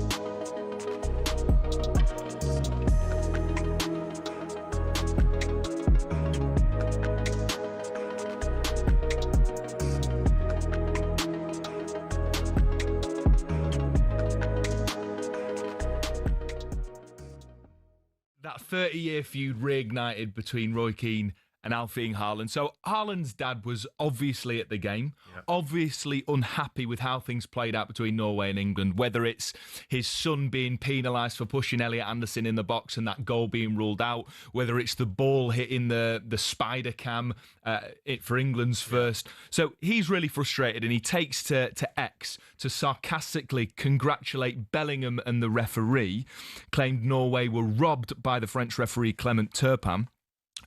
In response, on his podcast, Roy Keane decides to stick the knife in even further by saying that alcohol could have impacted Alfie Haaland's judgment on proceedings because, quote, he always seems to be drinking alcohol at the matches. He added, if you're having a drink, then you're seeing the game differently. No love lost between them. A quick reminder, back in 1997, Roy Keane tore his ACL trying to tackle Haaland when he was playing for City. 4 years later, the two clashed again when Keane issued a premeditated sort of knee-high tackle on Haaland. So, yeah, absolute handbag still 30 years later, Gabs. Yeah, Roy's a bitter guy, though. Like I said before, I had him at Villa. But at least Haaland hasn't walked out his country at a World Cup. Oh. Drop the mic. Oh. Where's my water? Wow. Well, make sure it's not alcohol. Whatever. See things a bit differently. Glass houses. Oh, I don't know. I don't know if grown men need to be behaving like that when they get an opportunity. Yeah, but I feel like he's going to be like that. Haaland's dad, he's devastated. His son's not scored or whatever, and his country's going home. There's no harm in that. And we hear that Haaland wasn't at full fitness either. Tony Cascarino, in fact, got a message. Get ready to get that winning feeling with talkSPORT Win. This summer, talkSPORT is bringing you live and official coverage of every game of the FIFA World Cup 2026. And to celebrate, we're giving away £26,000 guaranteed. Go to win.talksport.com to enter now, and you could win 26 grand in your hand, tax-free. Enter now, and you could be the next to get that winning feeling, courtesy of talkSPORT Win. Find out how to enter now at win.talksport.com.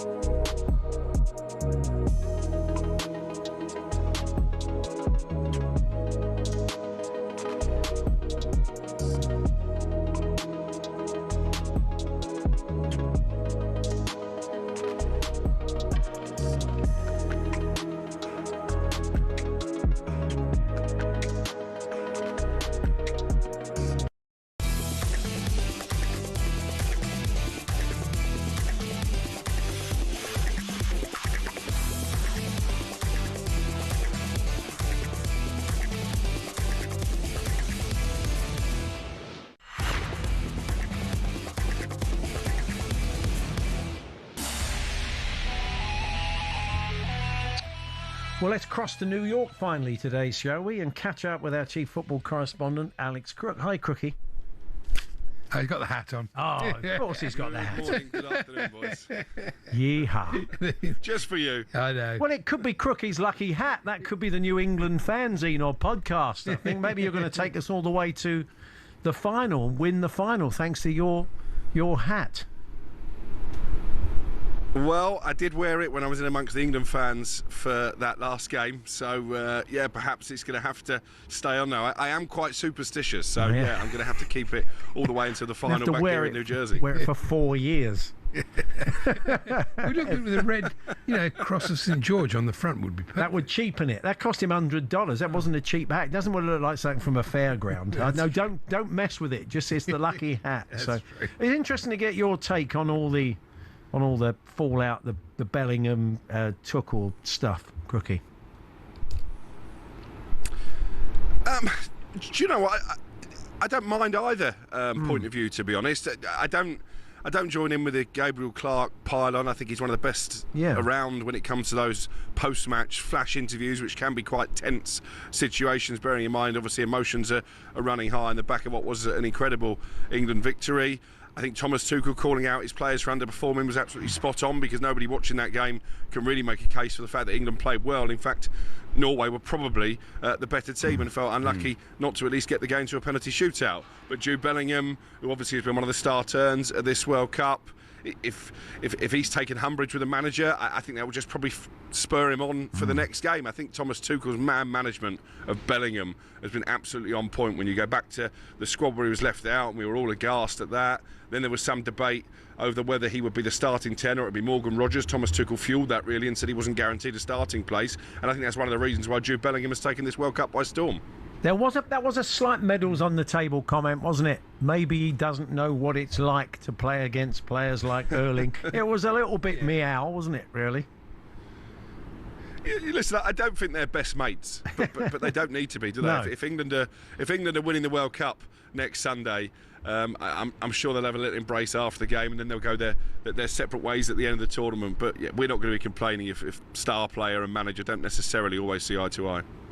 So, a bit of transfer news. Yuri Tielemans for Manchester United. Sounds like a really good bit of business. But Villa, I'm sure Gabby won't be happy about that. I mean, what's the story there? Blow for them.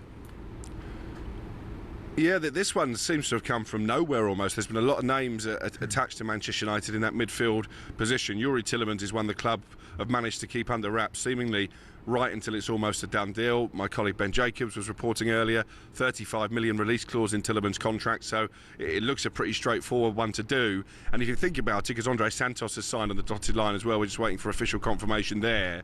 They walked away, Manchester United, from paying 85 million for Mateus Fernandes. They've paid 85 million now combined for Santos and Tielemans, and I think with the Tielemans signing, that looks a good piece of business because he's proven in the Premier League. And you go back to last summer, Cunha and Bumo, two players who've been there, done it, got the T-shirt. It worked out well. I'm all in favour of Manchester United recruiting from within the league, and 35 million for a player of the quality of Tielemans seems a bargain. And he might not be the only departure from Aston Villa this summer, because we're also hearing that Luca Digne is wanted by PSG. Has obviously been a regular starter for France over here at the World Cup, and his release clause is under £10 million. So difficult for Villa to replace players of that quality without a lot of money in the kitty. I was about to say they're going to get more money than they would have done because Luca Digne's not had a bad World Cup, but if he's got a buyout clause at that level. The other interesting one is Manzambi, who wasn't even a starter for Switzerland at the start of the tournament. Looks like Villa have stolen a gallop on Newcastle. I don't know if we're going to get a message through to Simon saying they've had their pants pulled down, but just shy of 50 million quid for a Swiss reserve. I don't know. What do we think? Well, Newcastle always feared this hijack situation, which is why they were never that optimistic of getting the deal done. They agreed a fee with Freiburg, where Manzambi plies his trade over in Germany. Personal terms were never fully agreed, and I think the longer it dragged on, they realised he was maybe holding out for a better offer, and that better offer has come now from Aston Villa, the chance to play in the Champions League.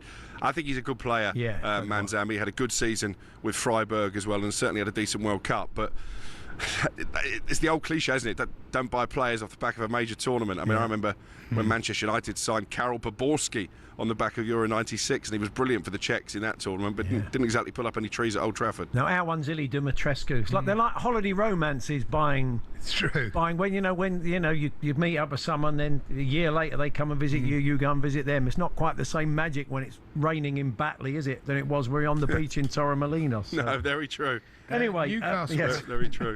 Newcastle have to be a bit careful though, Crookie, don't they? Because they're missing out on players. They've lost two key players already.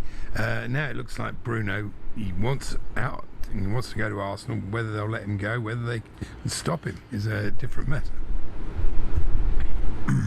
I think at the moment what Arsenal would be prepared to pay is a lot lower than what Newcastle would want in terms of a fee. So this one is in a bit of a state of flux, but not an ideal situation. They've already lost Gordon, they've lost Tonali. There are other players there like Livramento and Lewis Hall who've got interest as well.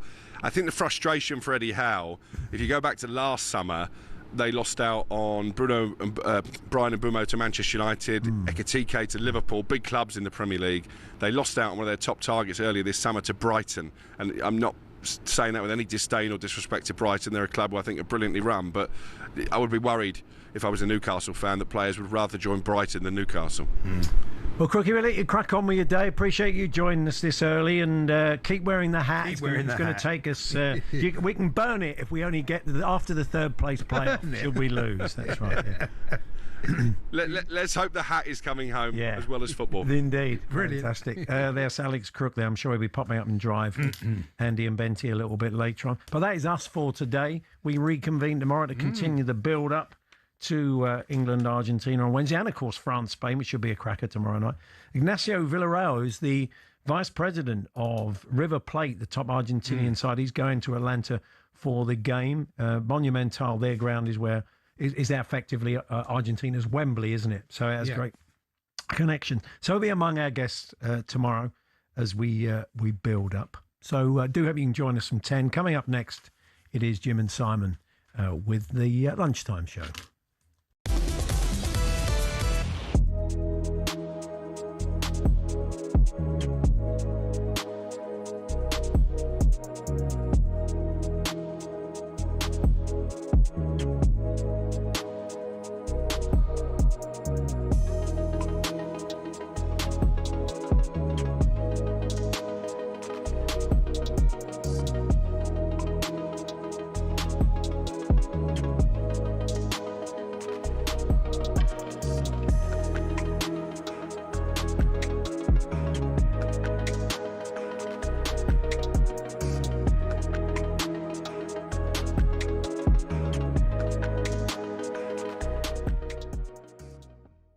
British sensation Arthur Ferry shocked the world, becoming just the second ever wildcard to make a Wimbledon semi-final. He is with us now live in the studio. Good morning to you, Arthur. Good morning, mate. Thanks for having me. Thanks for coming in. Amazing. How's life, mate? How's it all going? It's been good. It's been busy, that's for sure, past few days. But yeah, it's going to be nice to have a bit of time off and just relax, process everything. I was going to ask you straight away, like, what have you learnt from your experience at Wimbledon? Because, like I spoke to you before we come on, I was watching the Dimitrov win. And honestly, mate, the tennis that you was playing is unbelievable. Everyone talking about it. Everyone that's English so proud of you. But what were your experiences and what have you learnt from your time at Wimbledon? Yeah, it was the first time that I, caught the general public's eye, and I was playing in front of a lot of people. So, getting used to that was good. I had 2 weeks and six matches to kind of get used to it progressively. So, yeah, that was good, and going to use that experience to moving forward as well. What was it like after every round you're getting past, and then you could hear people saying, "I'm not sure we can get past that, wild card. I'm not sure we can beat him. I'm sure we beat him." Did you hear those people saying those things? That spur you on a little bit? Yeah, I was the outsider for most of those matches that I played. But yeah, I was just kept believing in myself. I knew that I could